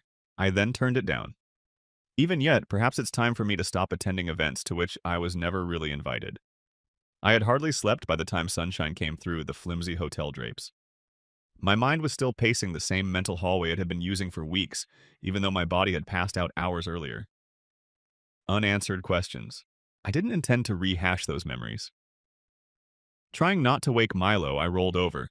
He had been brought to the hotel lobby by Dorian for a juice and waffle. I was alone for about half an hour. I got my laptop open. I clicked through employment boards because it somehow made me feel in charge, not because I had anything pressing to accomplish. I saw it at that moment. Buried within a 2019 email chain is a forgotten folder. Please evaluate the draft of the subject line Greer Estate. My breath caught. Like a wound in the first draft, I clicked the will. My grandfather's modest two-bedroom home in Bexley, where I used to maintain the grass every summer, had been bequeathed to me, and my name was prominently displayed next to the major beneficiary. A second document then surfaced only 6 months later. Same lawyer, same heading. However, my name was absent this time. Rather, it is outdated. It had been replaced by his name. I flicked back and forth between the two files without blinking. I could still clearly recall that season and how I had volunteered to assist with the cost of Grandpa's new oxygen apparatus. He had been so appreciative. However, Isolde abruptly started visiting his apartment more often a few weeks after I sent the money. Additionally, she always had pastries with her. Additionally, she had a friend from college who was also a state lawyer. I refrained from crying. Not now. I sent the documents to a former colleague who had attended paralegal school, Monica. I use a flash drive to back up them, just in case I even uploaded them to cloud storage. When everything is taken away from you, clarity is all that remains. And I got it at last. We received an invitation to my Aunt Elaine's for a family lunch later that day. Dorian demanded that we depart. He said it was only lunch. Perhaps that would make things more manageable. I could tell no one was thinking about smoothness as soon as we entered the backyard. Isolde was already presiding over the grill, dressed more for a fashion brunch than a laid-back gathering. Lila, her daughter, opened a gift containing a brand new iPad in rose gold. Everyone in the table applauded. With wide eyes, Milo pulled at my hand. It appears to be the one we purchased. Mom, he muttered. Narrowing my eyes, I moved forward and saw it still just adhered beneath the white Amazon tag from our order from 2 months prior. Dorian had signed for that one. I got up, crossed the yard, carefully removed the iPad from Layla's grasp, and removed the tag. I raised it. I own this. Quiet. Only the singing of birds in the maple tree above. Isolde blinked. Her smile hardly moved. Oh, I assumed it was accidentally sent to our home. It must have been a long-term error. I turned and put the tablet back in the box after saying that. I didn't shout. I made no accusations. I didn't have to. I said enough with the quiet I left in the air. That night, as Dorian browsed through his phone, Milo and I ate fries in the hotel room. He wasn't pressed by me. I didn't want to hear another justification for the complexity of families. Rather, I opened my laptop once more. I didn't click on any job postings this time. A blank video editor launched. Hello. I spoke to the voice on the camera. Calm, steady. If you are a mother who has carried burdens that no one ever recognized, it's for you. I had no expectations once I posted the video, not at all. I convinced myself that it would only help me clear my mind, and perhaps get over the pain. However, communications began to arrive within hours. Since then, the weight has remained constant. I appreciate you saying it aloud. For all of us mothers who keep our composure in silence, you are speaking. On the hotel bed, sometime between folding laundry and checking on Milo's snack crumbs, I discovered that I hadn't just clicked upload. I had a fuse lit. I went to a little cafe outside the library that morning to start working on my second film. Everything smelled like wet concrete and fresh starts because it had rained earlier. Dorian had some errands to go, and Milo spent a few hours with a buddy. The day seemed bright for once. Then I heard it. She has an older voice. She was sitting with her back to the window, tucked up in the corner behind me. I noticed her reflection in the glass, but I doubt she saw me. She stirred cream into her coffee as if the world owed her silence, and she was flawless as always. Sharp and contemptuous, her voice drifted. Of course I used her money. She's too soft to fight back, always has been. My fingers didn't shake when I reached inside my purse and tapped the voice memo app. I didn't look back. I didn't toss my coffee weep or gasp. I just captured 42 seconds of the unadulterated truth. That was sufficient. Dorian and I got to the charity event later that night. A week ago, I sent in my RSVP and even contributed 3 boxes of canned food. People were wearing their best shoes and grinning the widest at this tiny neighborhood gathering. My outfit was navy blue, easy, tidy. We approached the check-in desk. Before she could say anything, the woman with the clipboard had an apologetic expression. I apologize for the absence of your name, however, Isolde Greer is mentioned as a gold contributor. She might be able to verify. I did not stiffen my throat. It didn't burn my chest. I gave her the bags after giving her a single nod. Give her the limelight. Silently, I said. I discovered better lighting. After saying that, I pivoted. The parking lot outside gleamed from the previous downpour. I touched the red arrow, opened my phone, and leaned against the vehicle. In less than a minute, the audio clip was posted. Notifications had begun by the time we arrived into the hotel parking. DMs in the comments wonder if this is true, others suggesting it was about time someone exposed her. Dorian looked over. "You're not scared this'll blow up," I gave him a glance. "Be calm. It's blown up already. All I'm doing is checking the fire scene." I didn't feel invisible for the first time in years. I didn't experience erasure. I had a sense of purpose. One of the canned items was still in Milo's hand when he fell asleep that night. A peach tin. He wouldn't let go. I opened my laptop, grinned, and gave him a forehead kiss. I would do another video tomorrow. I wasn't spiteful. Rather, I was tired of being background noise. I knew what was going to happen by the time the sun rose over Franklin County. Overnight, my email had turned into a battleground. Not from supporters, but from unidentified individuals making unwarranted accusations. I was accused of being ungrateful, vindictive, and inheritance-hungry by screenshots, threads, and irate comments. A manipulated screenshot that I had previously emailed in a fit of rage saying, "Maybe I should just sue them all," was released by Isolde. It wasn't my intention. However, it was now weaponized, recaptured, and shared on Facebook under the Central Ohio Families United organization. In a matter of hours, it became viral. The timing was calculated. My films, particularly the one with her voice on tape, were just starting to get noticed. She had to strike the loudest first, make me seem like the erratic sister who was constantly having problems. So I quietly got dressed. The blue shirt I wore at my grandfather's funeral was the one I chose. No earring. Hair comes back. I had no desire for pity. I wanted precision. The courthouse smelled of dust and ancient air conditioning. Although the room was small, it had all of the truths that no one ever desired, spoken out loud. I entered holding the manila packet in my hand and my lawyer, Janice. I didn't perspire. My throat remained open. I had already experienced the actual betrayal. All this was paperwork. Someone was already sitting. Sharp lipstick, blazer is immaculate. A tight smile came to her face. Beside her sat Marlena, a pearl-encrusted woman. Years ago, I had assisted in choosing something for her anniversary. Our cousin Gina whispered as she leaned into the bench behind them. When the hearing was called to order by the judge, Janice started. The will comes first. We displayed the 2019 draft, which named me as Grandpa's property's principal beneficiary. 6 months later, we showed the updated version without my name. With a timeline in hand, Janice spoke firmly, emphasizing the abrupt rise in his older visits during Grandpa's last months, frequently with her friend from the law office. The bank documents, silent transfers, food reimbursements, and silent school tuition payments followed. "It's all mine." Next, the sound. When the clip started, I kept a close eye on Marlena. I used her, of course. Money is outdated. The room echoed with his voice. She is too weak to resist. Nobody made a move.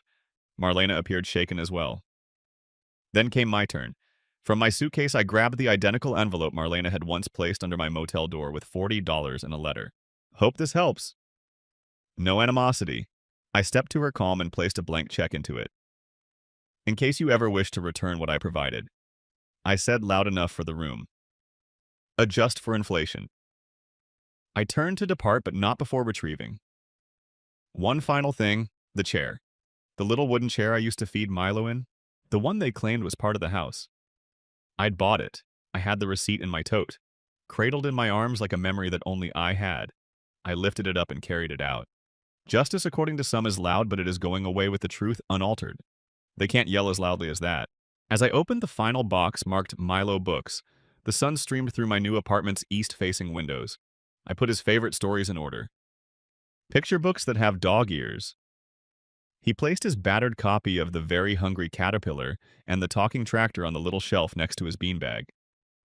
For the first time in years, he was coloring a sunset while singing to himself in the adjacent room. There was no sense of unpacking into borrowed space. We were entitled to this location. I looked at my YouTube dashboard, which pulsed in the corner of the screen. 082 members. A figure. A low roar.